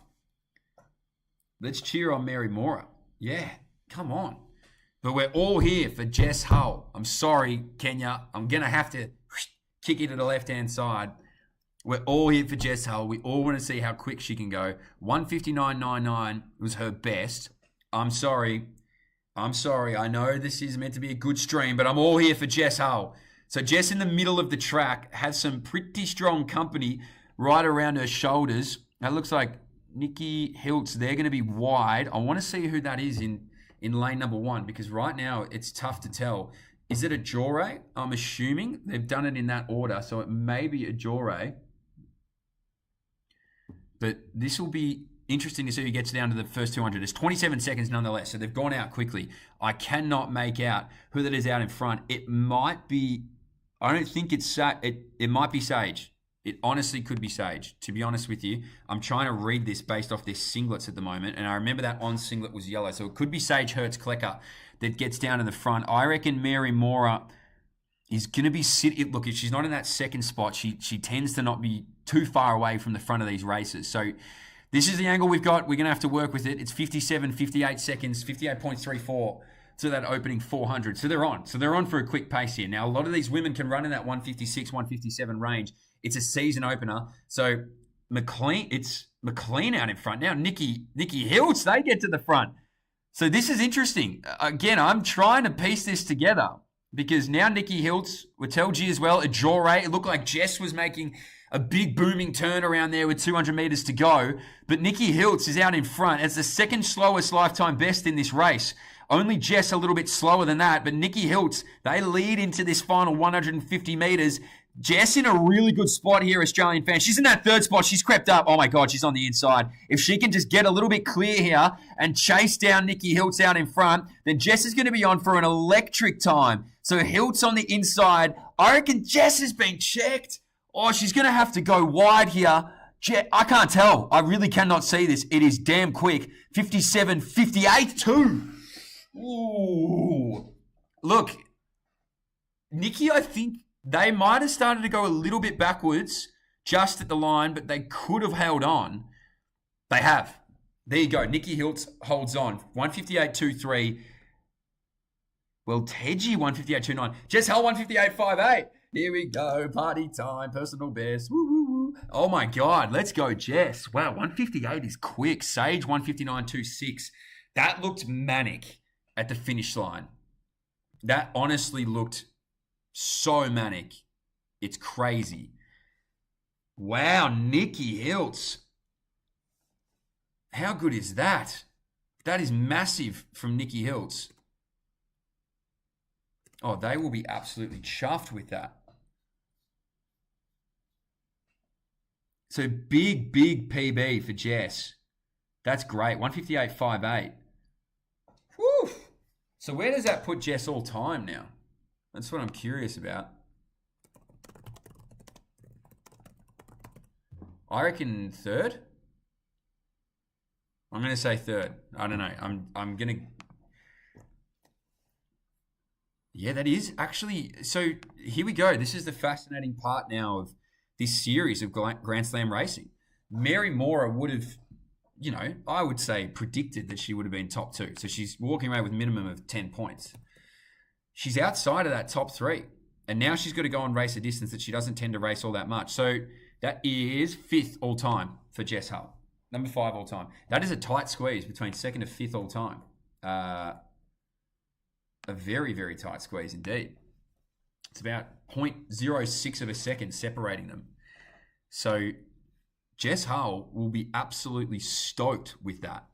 Everyone who said Jess Hull to get a PB, congratulations. You're ahead of the curve. She certainly did that. There we go. Wow, Nikki. Respect the run from Nikki Hiltz. They clearly got to the front with, 400? Just hit the bell. Almost did the Matt Centrowitz 2016 Olympic final. Just get down to the rail, keep the rail, dictate the race, see what happens. Well, Teji there gets to... Wow, Mary Mora. Got to hope that she's okay. Unsure. I haven't heard anything that she was carrying any form of injuries or soreness or anything. But to come through in 8th, that's a surprise. Herta Klecker did well. Jess Hull, our golden girl, comes through for 3rd.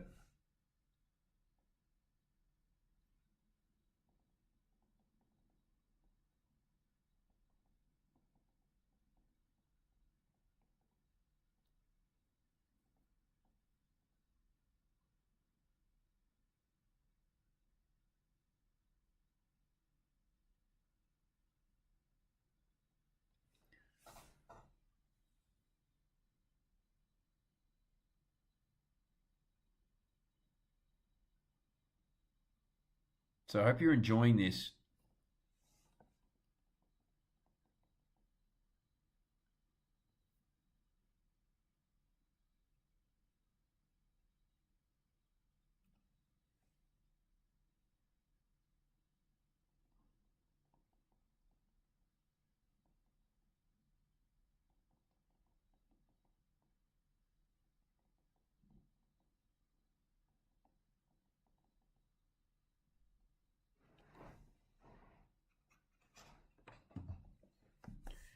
So this is going to be one of my favorite races because I don't know whether you... Sorry, I just took a moment out there to send some texts. One of my favorite people in global athletics is in this race, Alisson dos Santos.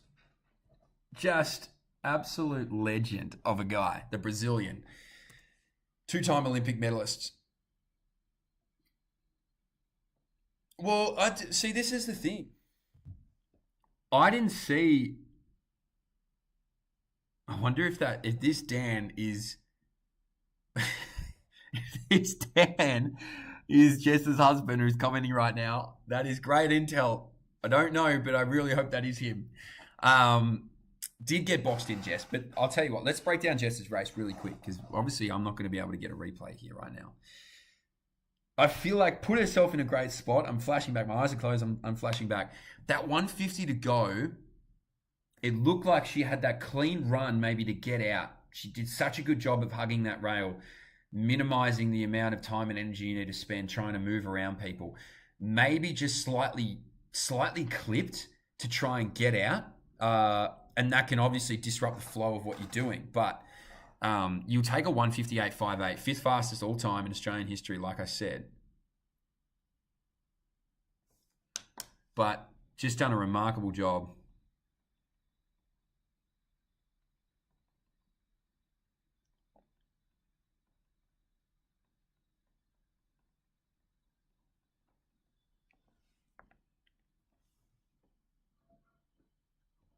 Oh, okay. I thought when I saw Dan, I was like, wow, okay.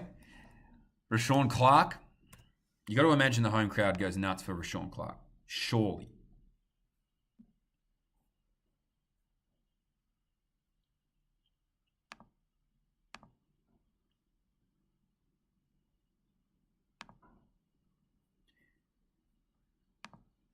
Give me the lanes.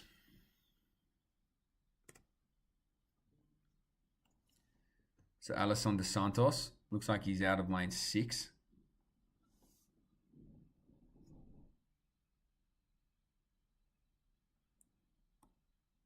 And if you guys are curious what this Nike kit looks like, we do have all the photos from Jess on Straight At It.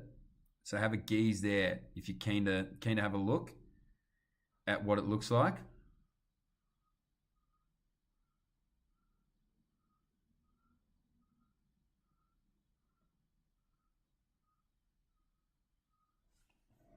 Caleb Dean. Oh look, guys, I am not gonna lie to anyone. You know, I have a lot of integrity as a journalist. I'm all in on Alisson dos Santos. I'm really not even greatly looking at the rest of the field. I do like Clement Ducos as well, Caleb Dean, Malik James King, Asinley Wilson, CJ Allen, and Alisson dos Santos, Rashawn Clark too. I love Alisson. He should win this. Honestly, he should win this. He's the fastest in this field. Oh, he's got the shooting sleeve on. That's party as. That is incredible. I love that. I'm actually a really big fan of the American as well, CJ Allen. Just a fun guy. Had a good story, I reckon. Had to go through a lot of adversity to get there.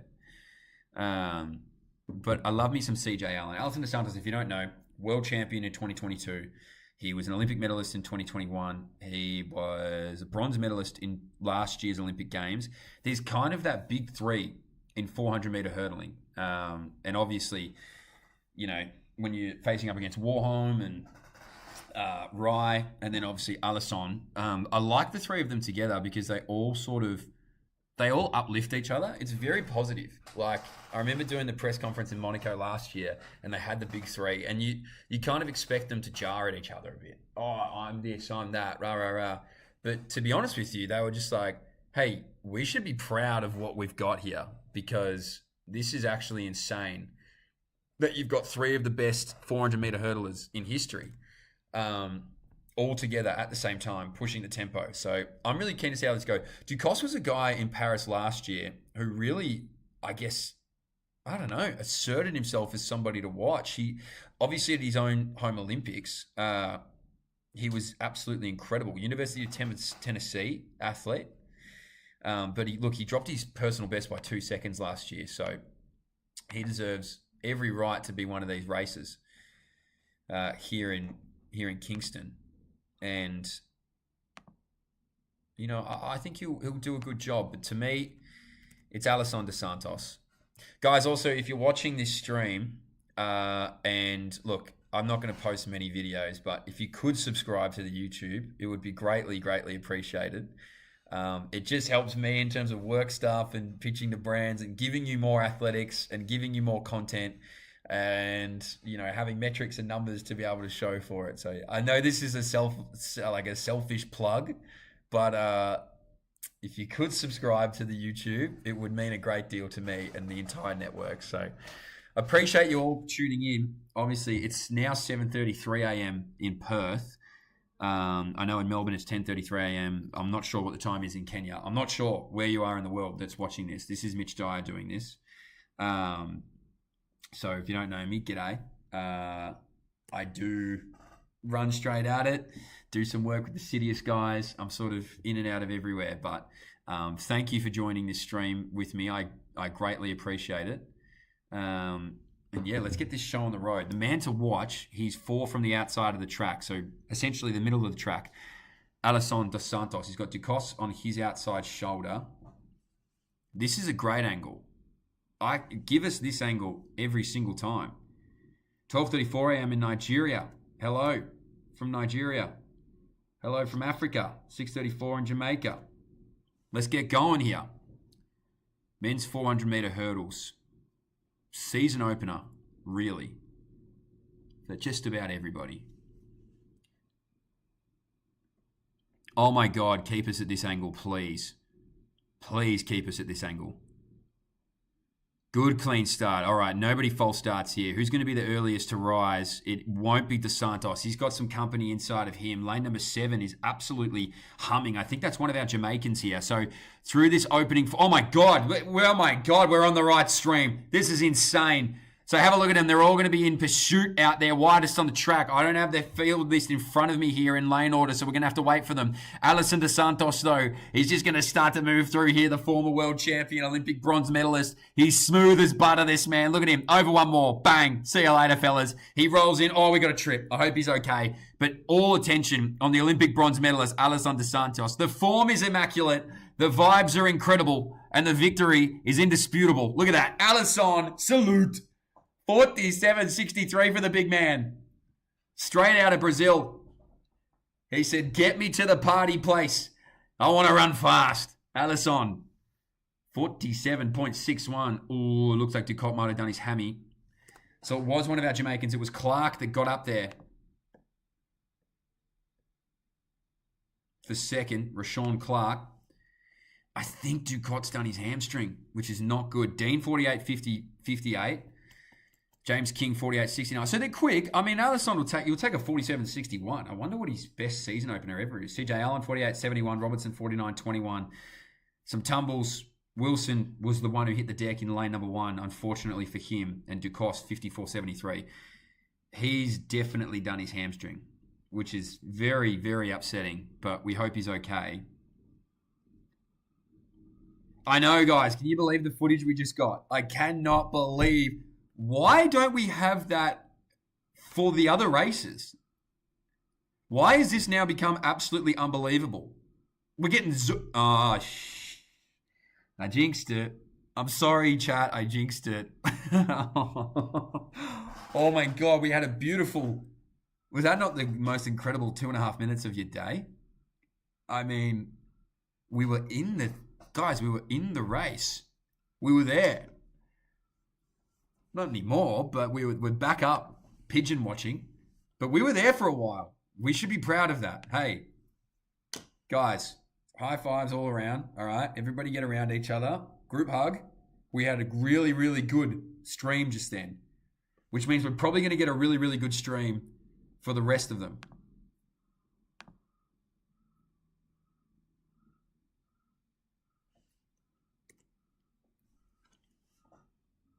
Why am I the only one so excited about this? I'm losing my marbles. I'm like, guys, we've made it.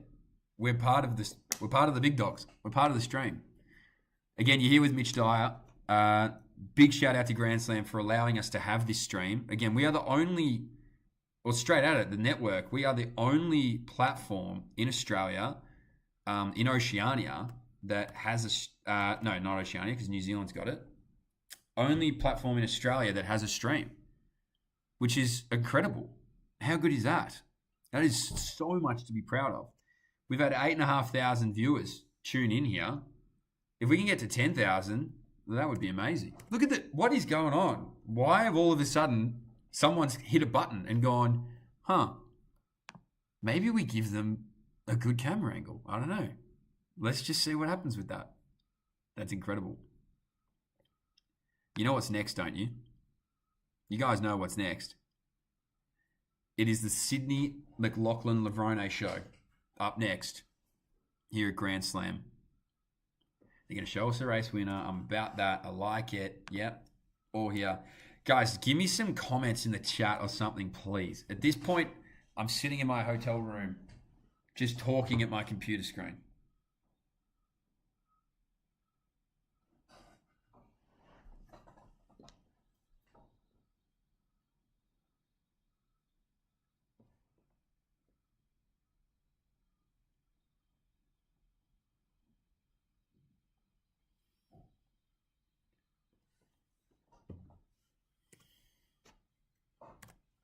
So look at that now. See, the crowd it's building. There's more there. I would say they're getting a bit more attention, which is good to see.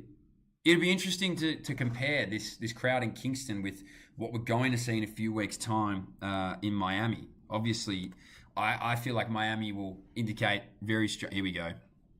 Sydney McLaughlin, Clayton. Oh my God, this is such an incredible field, honestly. There we go. Sydney McLaughlin-Levrone, the GOAT of 400 meter hurdling. You want the full, okay, I can give you. So we've got 400 meter hurdles. Then we got our men's 5K. All right. That's up after this. And then the 100. And then that's it for day number 1 of competition. So 5K and 100 comes after this. But like I've said, Rochelle Clayton, Sydney McLaughlin-Levrone, Shian Salmon, Andrea Knight, Peters, Delilah Muhammad, and Cassandra Tate. What a crew. I think I saw the other day Delilah Muhammad announced that this was her last year of competition, I think. Such an incredible career. No, we've already snapped one of the bibs. That's good. I think that's Salmon, a Jamaican challenger.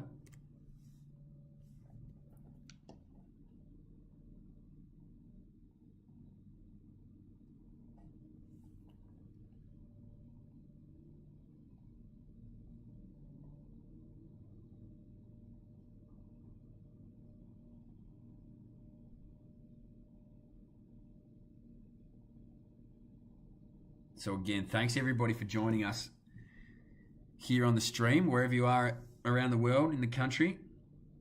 How can we get a slam to Lakeside? Yeah, how do we get a slam to Lakeside? You know what? I'll talk to Kyle. You know what's funny? Sorry. I have to laugh at myself. I talk on this stream like I'm like connected with all these people. I'm really not. I know Kyle from my time at Sidious, and he's an incredible man. He's the one who signs all the races. The rest of the Grand Slam crew I met like once last year in Eugene at the US Olympic trials. And, you know, they were very keen on...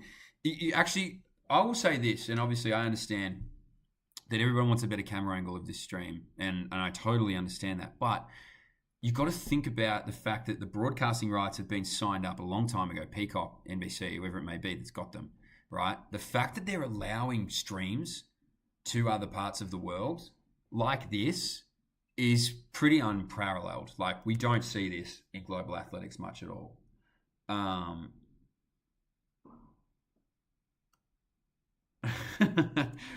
So I've, again, obviously it would make my job far easier, and I know the spectator's perspective easier if we were close to the track. But I really just want to stress how significant it is that we do have a stream here in Australia, the fact that they're thinking of Australians, and the fact that they want us to be able to watch Jess Hull, which we did, 158.58. She came up for third. You know, get some really valuable points as she heads to the next part of it. Morocco! All right, Bird, tell me, Marrakesh, is it a place I need to visit? Yes or no? Because I've had a real fascination with Morocco for a long time. Guys, I'm really hoping they don't start this soon, because I got so excited about the camera angle we had earlier. I'm going to be very, very sad if we lose it. Very sad.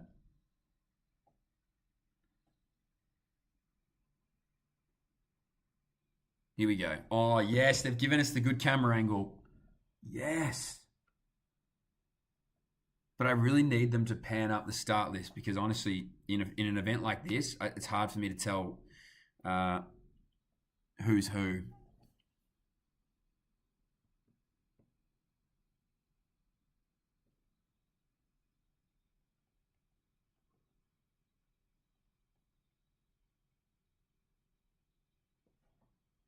I'm going to see if I can get them. I can see Sydney McLaughlin-Levrone. She's in lane number 5. And that looks like it's Peters from the Netherlands in lane number 3.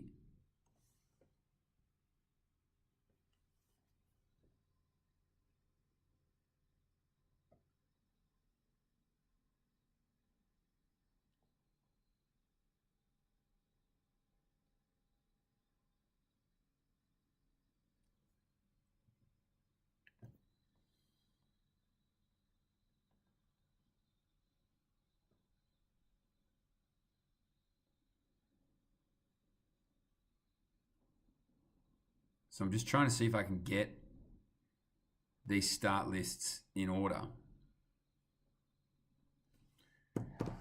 Because again, I want to be able to call these as best I can. And I, obviously, probably me putting more pressure on myself to get it right. But I definitely want to try and get it. I think that's Delilah in lane 1. If anybody has the start lists, feel free to put them in the chat so that I can grab them, because I've been sent the link to Grand Slam a few times and it doesn't have these sort of lanes in order, which is what I'm looking for. So if anybody has the start list, please send them through. I'm really interested to see what we see here.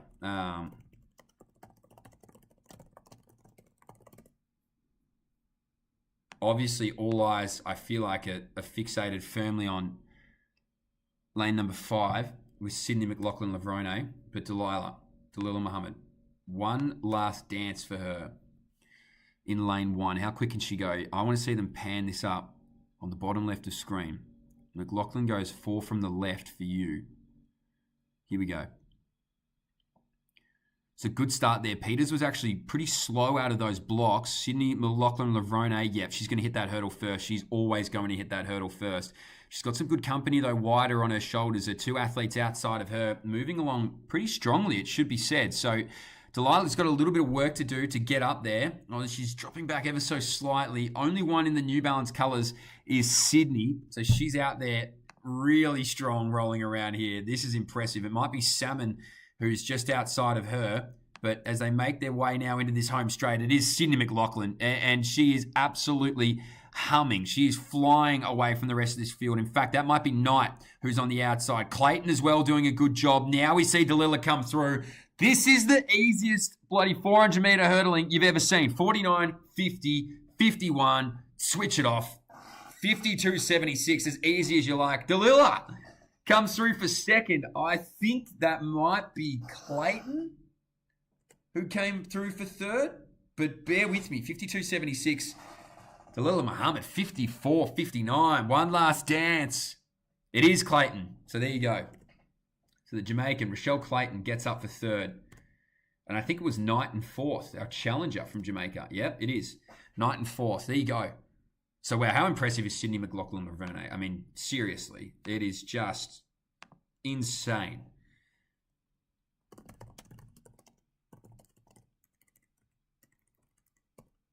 How incredible she is across this distance. What do we think? Give me some reviews.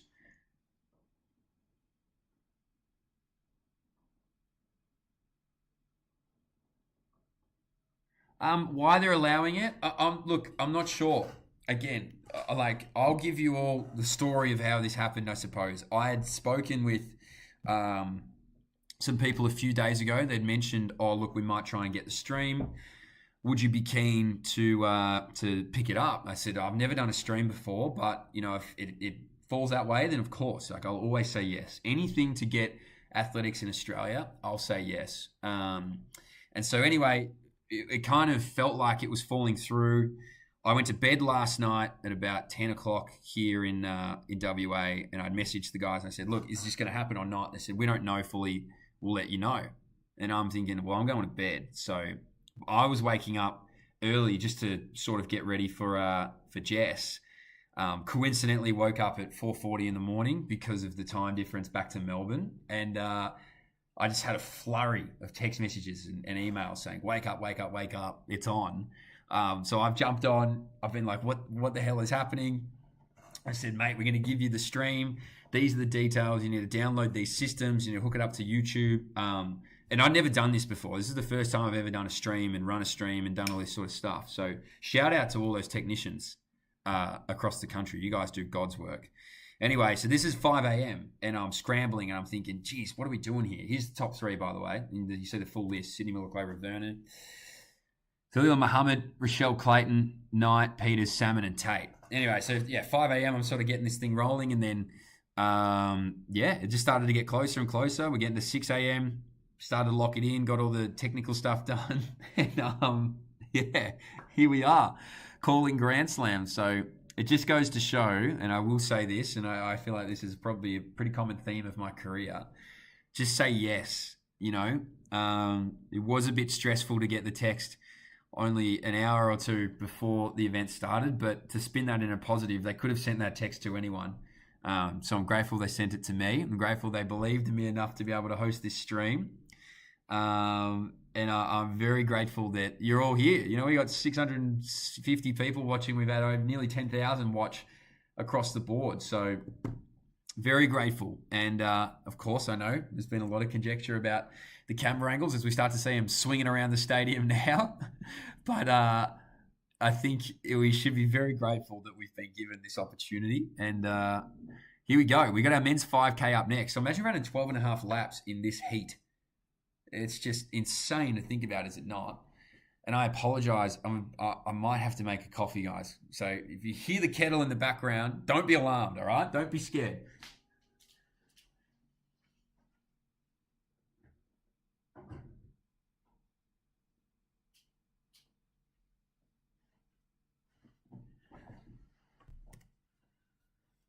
I don't think there's... Look, I don't know. G'day, Clinton, as well, by the way. Hope you're well, mate. I don't think there'd probably be a few thousand, maybe. I don't know. I've never been to Independence Stadium. If anyone's been to this stadium in Jamaica, by all means, let me know. I think there'd be a few thousand. Yeah, I think there would be a few thousand there. You can see the agents, athletes, coaches, everybody standing around. I'm actually waiting for them to pan to Daniel and Jacob. Anyway, here comes our men's 5K. Dylan Jacobs, he was 5th in that world indoors. Cooper Tree, you can see there as well. These are our challengers that come out first. Bekele, Nickelman and Mayo, Fubetsubo. Here we go. Oh my God, these singlets are sick. Wow. Fisher, Quemoy, and Gebrawait. What a trio. God. That is a trio of athletes if I've ever seen one. I'm a real big Hagos Gebrawait fan. Let me tell you that. World road running champion over the 5K. Was a bronze medalist last year at the Olympics. 12:36. He's the second fastest of all time over the 5K. I'm a massive fan of his. Massive fan. Predictions chat. Times. Daniel Moore's dropped me with a 13:28. I want you to predict the time, and I want you to predict who wins. We've got no Aussies in here. Yeah, this is a 3-day event as well. So, what is it? It's Friday night in Jamaica. Tomorrow will be very busy, I imagine. Keep in mind, this isn't the only event we're going to see here in Kingston. It's across 3 days. So, I think across the weekend, we'll see it get far busier.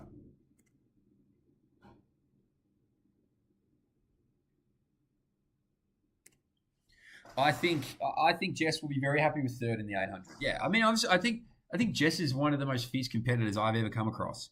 So clearly, obviously, Jess would want to win, but to run the 5th fastest time ever by an Australian over the 800, knowing that you've got to come and back it up a little bit later with another 1500, I would say that she'd be very proud of that. And there's a lot to be proud of. Time for Tia to show up. Wow, there's a lot of Tia fans in here. Yeah, I mean, look, by all accounts, Coop's training's been pretty good. Obviously, he's doing everything with Cole. I know they're in Virginia a fair bit. They've been up in the mountains, up in Arizona. Are they in NAU camp? Yeah, I agree. I think Hagos might get it. To be honest with you, I think it's a day for Hagos.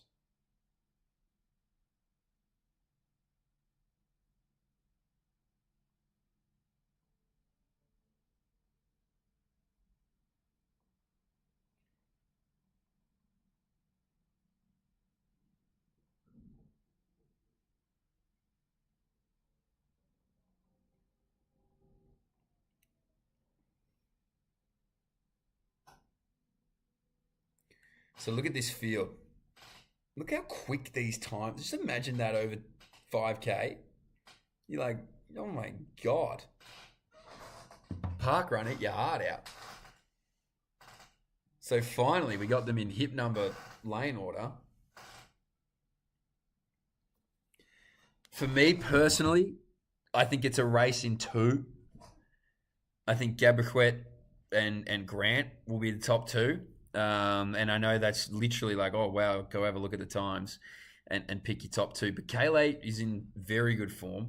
Obviously carries that very famous last name. But I do think it's going to go. I think Grant wins. I think it then goes to Gabriquet. And then I think it's a toss-up between Bekele and Coop.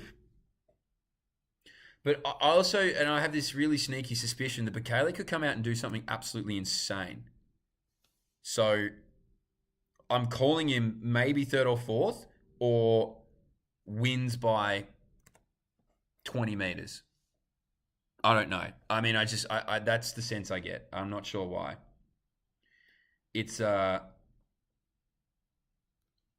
It's just one of those types of races, I think. But how good is that Nike kit? I can't get over that race singlet. Here we go. Men's 5K.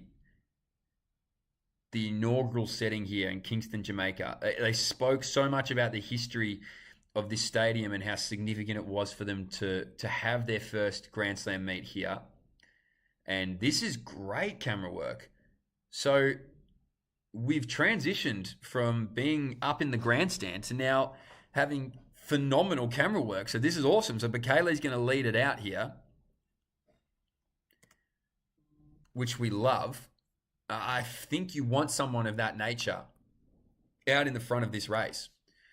You know, he's obviously going to lead through this group behind him. And I think there's been a fair few good time predictions in the chat. I like that the Canadian's just going to tuck in. He's a challenger, so why not come out here and do something? So is Bekele. So these challenges, I suppose, you run with a different sense of being. You know, you're not going to be at every Grand Slam. You don't get 4 opportunities to win $100,000. You've got to take that opportunity whilst you have it, because they're quite fleeting. We're going to roll through here in just under, 70 seconds. So yeah, they're cruising. They're cruising. There's not going to be anything outrageously quick here. But that's okay. You can see Grant and Coop tucked in that 3rd and 4th spot. Dylan Jacobs, very close to his first global medal only a few weeks ago in China, in the World Indoors. But he's got a stack of talent behind him. Hagos Gebrselassie, he was the bronze medalist at the Olympics last year. It looks like he might sit at the back of it all. No, he's second last, Gebrselassie. So they're crawling now. So Bekele doesn't want to take it. He's going to give it to the Canadian and say, yeah, we're challenging. This is pedestrian. This is an absolute crawl fest of world-class talent on display. They're just going to cruise. They are jogging. They said the humidity's too hot. I don't want to race from the gun. I want to go slow. Coop, yes. Please get to the front. This is my biggest gripe in distance running. And I'm not the only one who shares this. I know a few people share this. I hate super, super slow races. I just think it's a real disappointment when you've got 5K of world-class talent. Now, I understand you can't race every race like it needs to be the fastest race of all time, but you can run quicker than 70 seconds. Like, what are we going to get for our opening first K here? Finally, Cooper's taken the lead. He's going to lead through the Canadian, Bekele, Grant, Dylan Jacobs behind. Obviously, Grant, our Olympic medalist last year, so too Gebrselassie. Just to me, you shouldn't be leaving it to Coop to have to push that tempo up the back straight to just climb them under 3 minutes. They're going to go 2:57. So to climb them under 3 minutes, you needed one of our challengers to push the tempo. Shout out to Coop. I'm going to have nothing but enormous respect for an athlete that runs a race like this. Doing a good job behind him there still is our Canadian.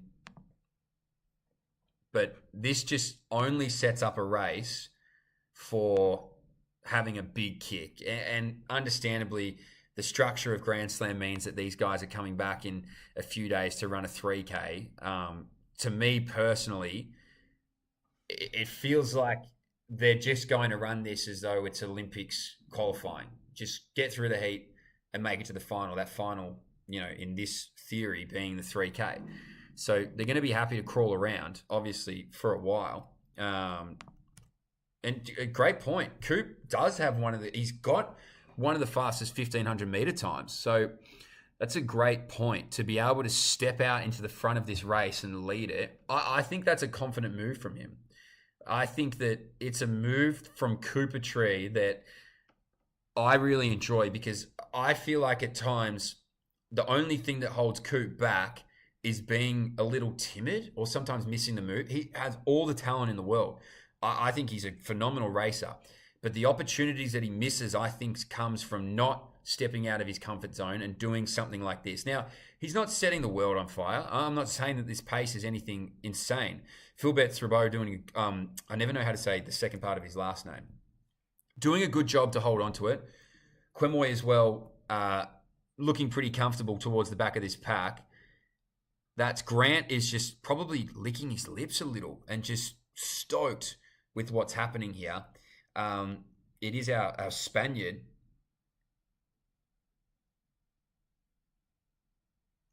Nick Cuemio, I'm pretty sure is how you say it. He moves up into that fourth spot now, the Spaniard, ahead of Dylan Jacobs, ahead of Grant Fisher, who I'm sure a lot of people are watching on. And I think that's who a lot of people are here to watch, is Grant Fisher. So he now moves up into that third spot behind Coop, behind our Canadian. I'm just going to call him Charles because the last name is sometimes a bit confusing.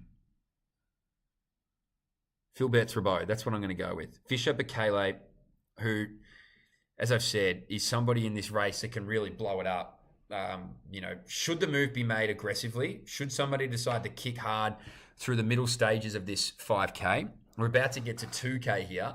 So we've kept relatively the same. In fact, it's slowed back down again because now would be 3 minute K. So now would be 3 minute K. 301, 302, 303.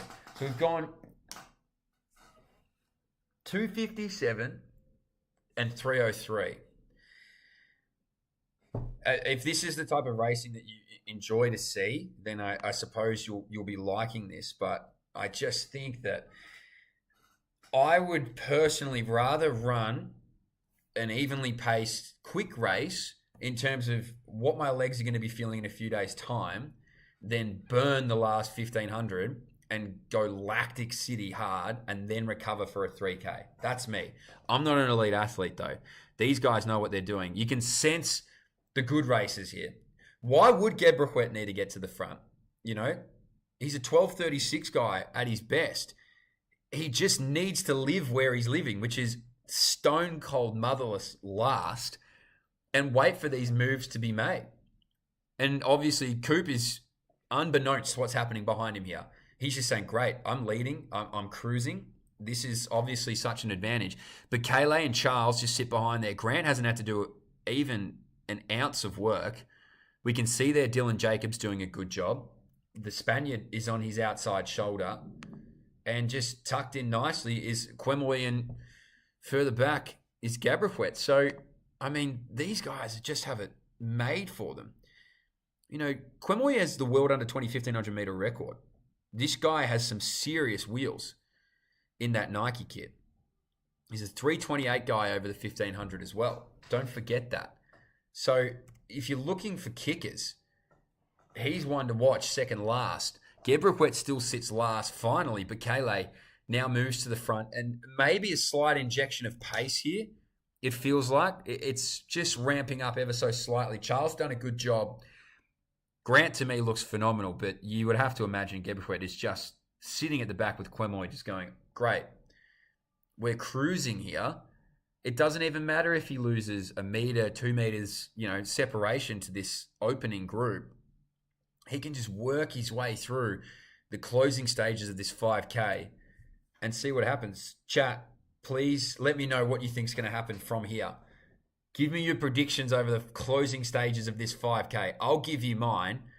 Quemoy and Gebrehuet come over the top of this field alongside Grant Fisher, and it's going to be arms, legs, choppy, get out of my way sort of kick down, because they've allowed everybody in this race.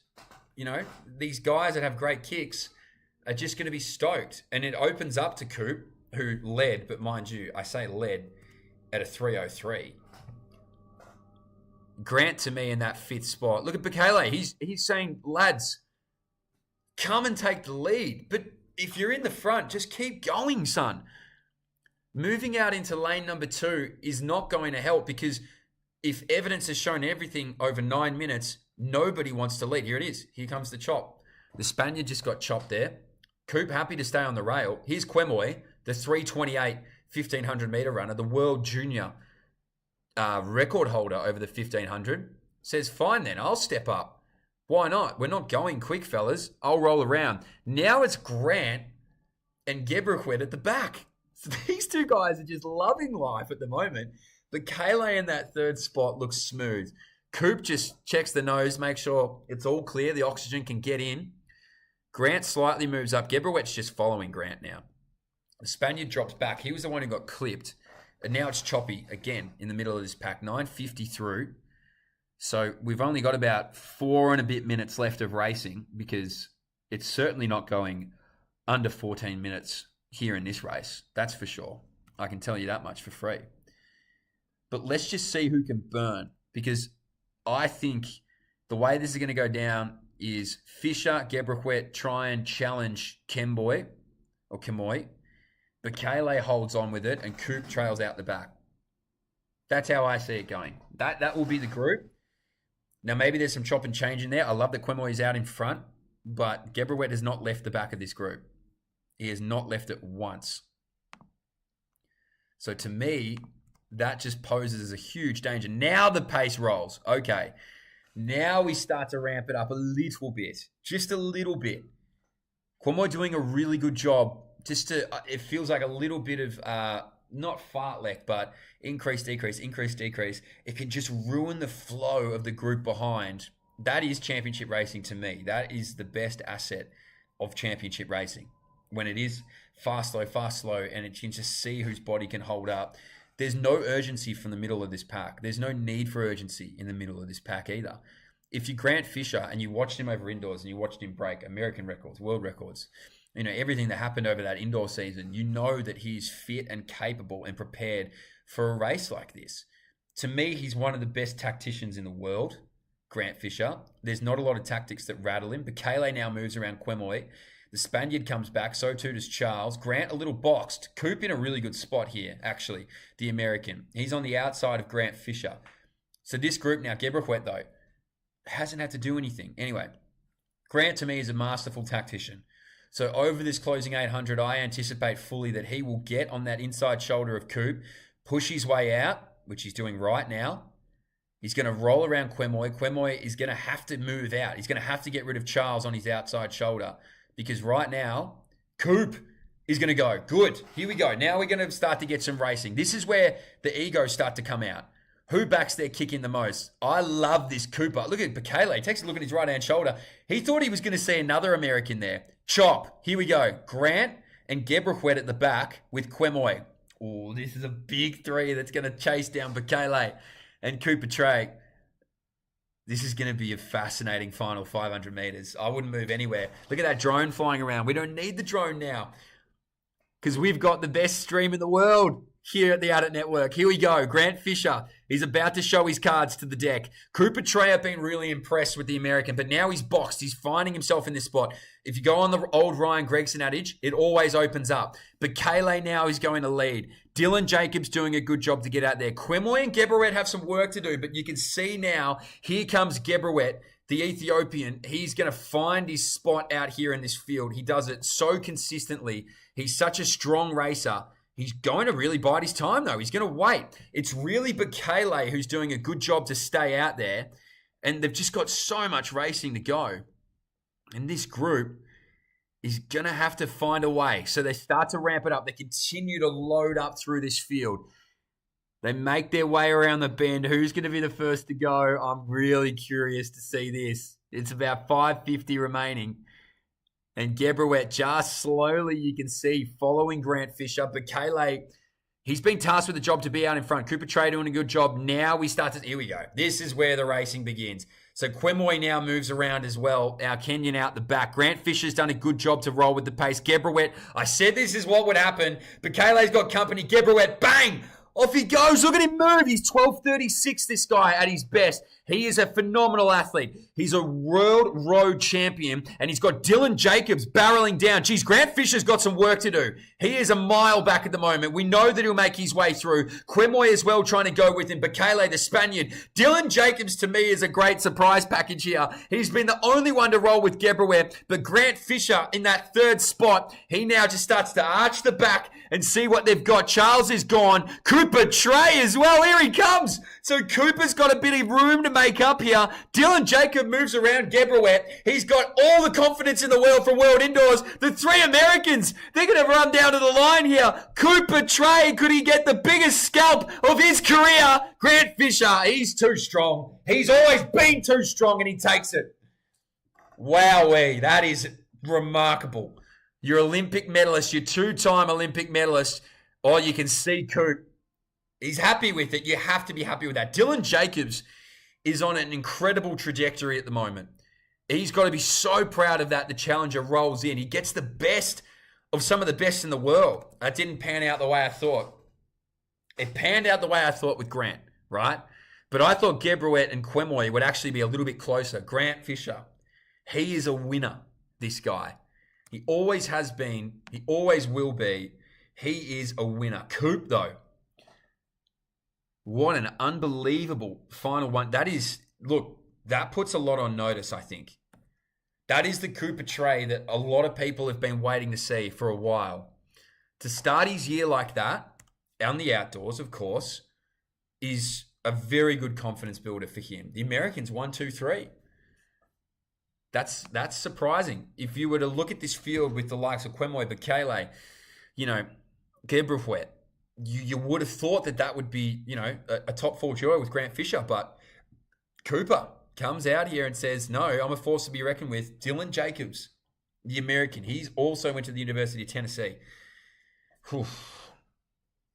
A lot to be proud of there. A lot to be proud of for that big 3. That is, look, American distance running has really stepped up. I mean, that era with Galen Rupp was always so impressive. I always have a soft spot for Ben Blankenship. I thought that he was an underrated miler in his time. Obviously, Matt Centrowitz, everyone of that nature. Obviously, Dylan Jacobs' coach, Dathan Ritzenheim, one of the great distance runners in American history. Meb Kefleski as well, obviously won Boston all those years ago, which was just iconic. But this American male distance running scene has never really been in a stronger tear. Apologies, Ollie. Cooper tear. It's really never been in a healthier place in terms of depth of talent. And I don't think that's outrageous to say. Grant Fisher, Cooper tear, Dylan Jacobs, 1, 2, 3. They're stunned, this Jamaican crowd. Gebrawet, Quemoy, our Spaniard there, Bekele, and Charles. It was impressive, but really, it's a strong sighting for the Americans, which I know bothers some people, but it is what it is, right? What can you do? Now, this next race is going to be a cracker. I dare say this is what most of our Jamaicans have flooded in to this stadium for.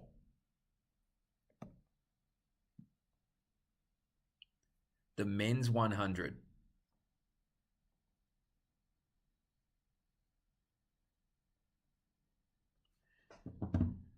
But chat, give me your thoughts on that 5K.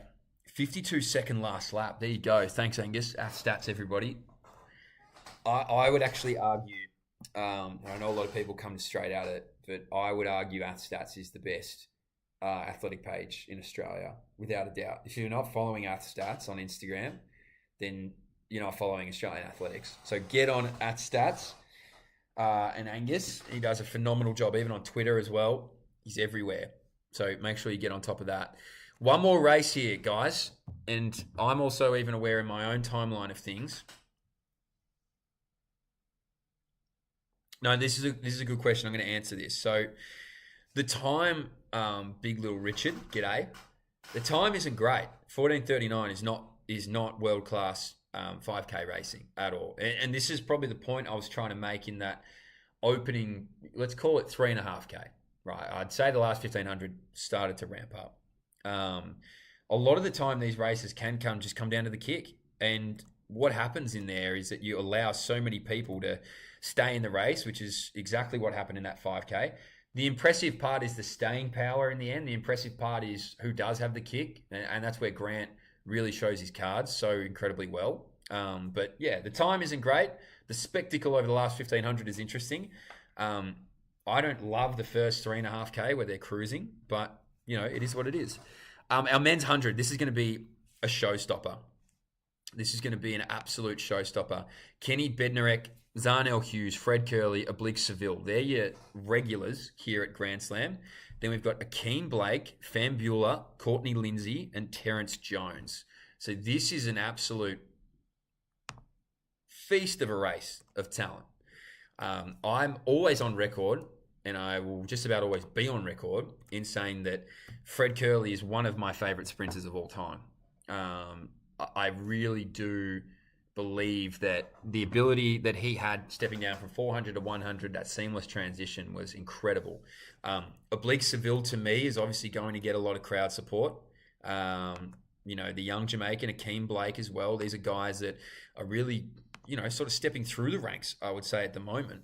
9.81 is his fastest.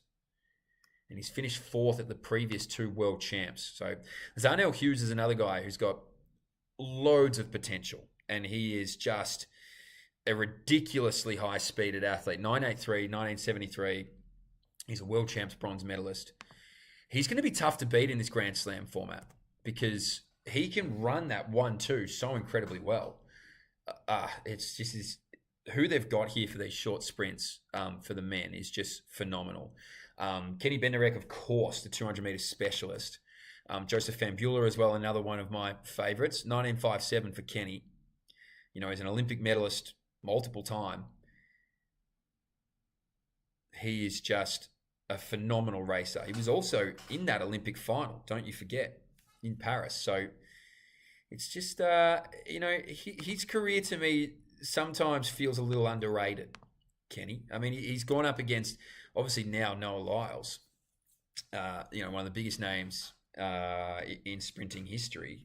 Definitely the biggest name in sprinting at the moment, maybe alongside Australia's very own Gout Gout. But his career for mine is quite often underrated. Joseph Fambula will be competitive across this format, but I am very, very keen to see how Fred Curley goes. He's been racing. I saw him race in USC. He raced up against Eddie Nikita. People remember that name. He was the New Zealand 100-meter star. He went over and was training to be a running back at the University of Hawaii. 1 year into that, he decided, nope, that's not for me. And now he's back in sprinting. 10:01 for him, wind assisted a few weeks ago. Fred was also 10:01. So he's in the middle of the track in the all black colours. There's Oblique Seville, the Jamaican. Just another super talent. Kenny Bednarek is inside of him. Zarnell Hughes a little wider in. Fambula's going to run the widest on the track. And this is just such a quality field, honestly. Such a quality field. Drop your predictions, chat. Who's going to get there? Courtney Lindsay as well, the American. He's second from the inside, or right of screen for you. Next one up, Terrence Jones from the Bahamas. He's in lane number 1. Then it's Lindsay. Then it's Hughes, Bednarek, Fred Curley. Then it goes out to Seville. Then Blake. Then Fambula. So here we go. The final event. We've had 10,500 people jump on this stream. Absolutely love that. Thank you even to all 700 who are still on here now. And you can see the start list ahead of you. Jones, Lindsay, Hughes, Bednarek, Curley, Seville, Blake, and Fambula. I'm going to go Seville, Bednarek, Curley. Oh, jeez. Oh, I do love Zarnell Hughes. Okay, I'm going to go Seville. No, I'm going to change it up. Seville, Curly, Hughes, Bednarek. That's my tip.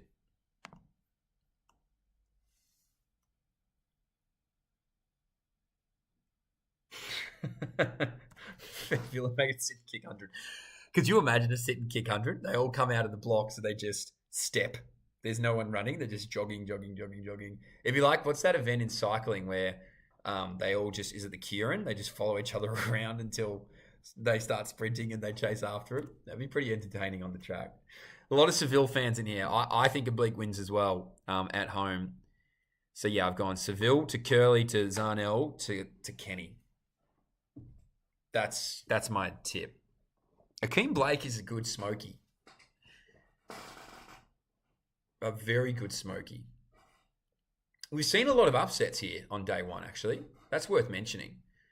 We've been running this stream. Wow, I can't believe that. 2.5 hours I've been talking on here. And I've got a lot more talking to do for the rest of the day. So this is exciting. Here we go. Men's 100 here. Grand Slam track. Kingston, Jamaica. The fastest men in the world stand ahead of the blocks. Much of them season openers. Fred Curley's run a 10:01. We've had a few others. This is sure to be quick. A great concept, a great race.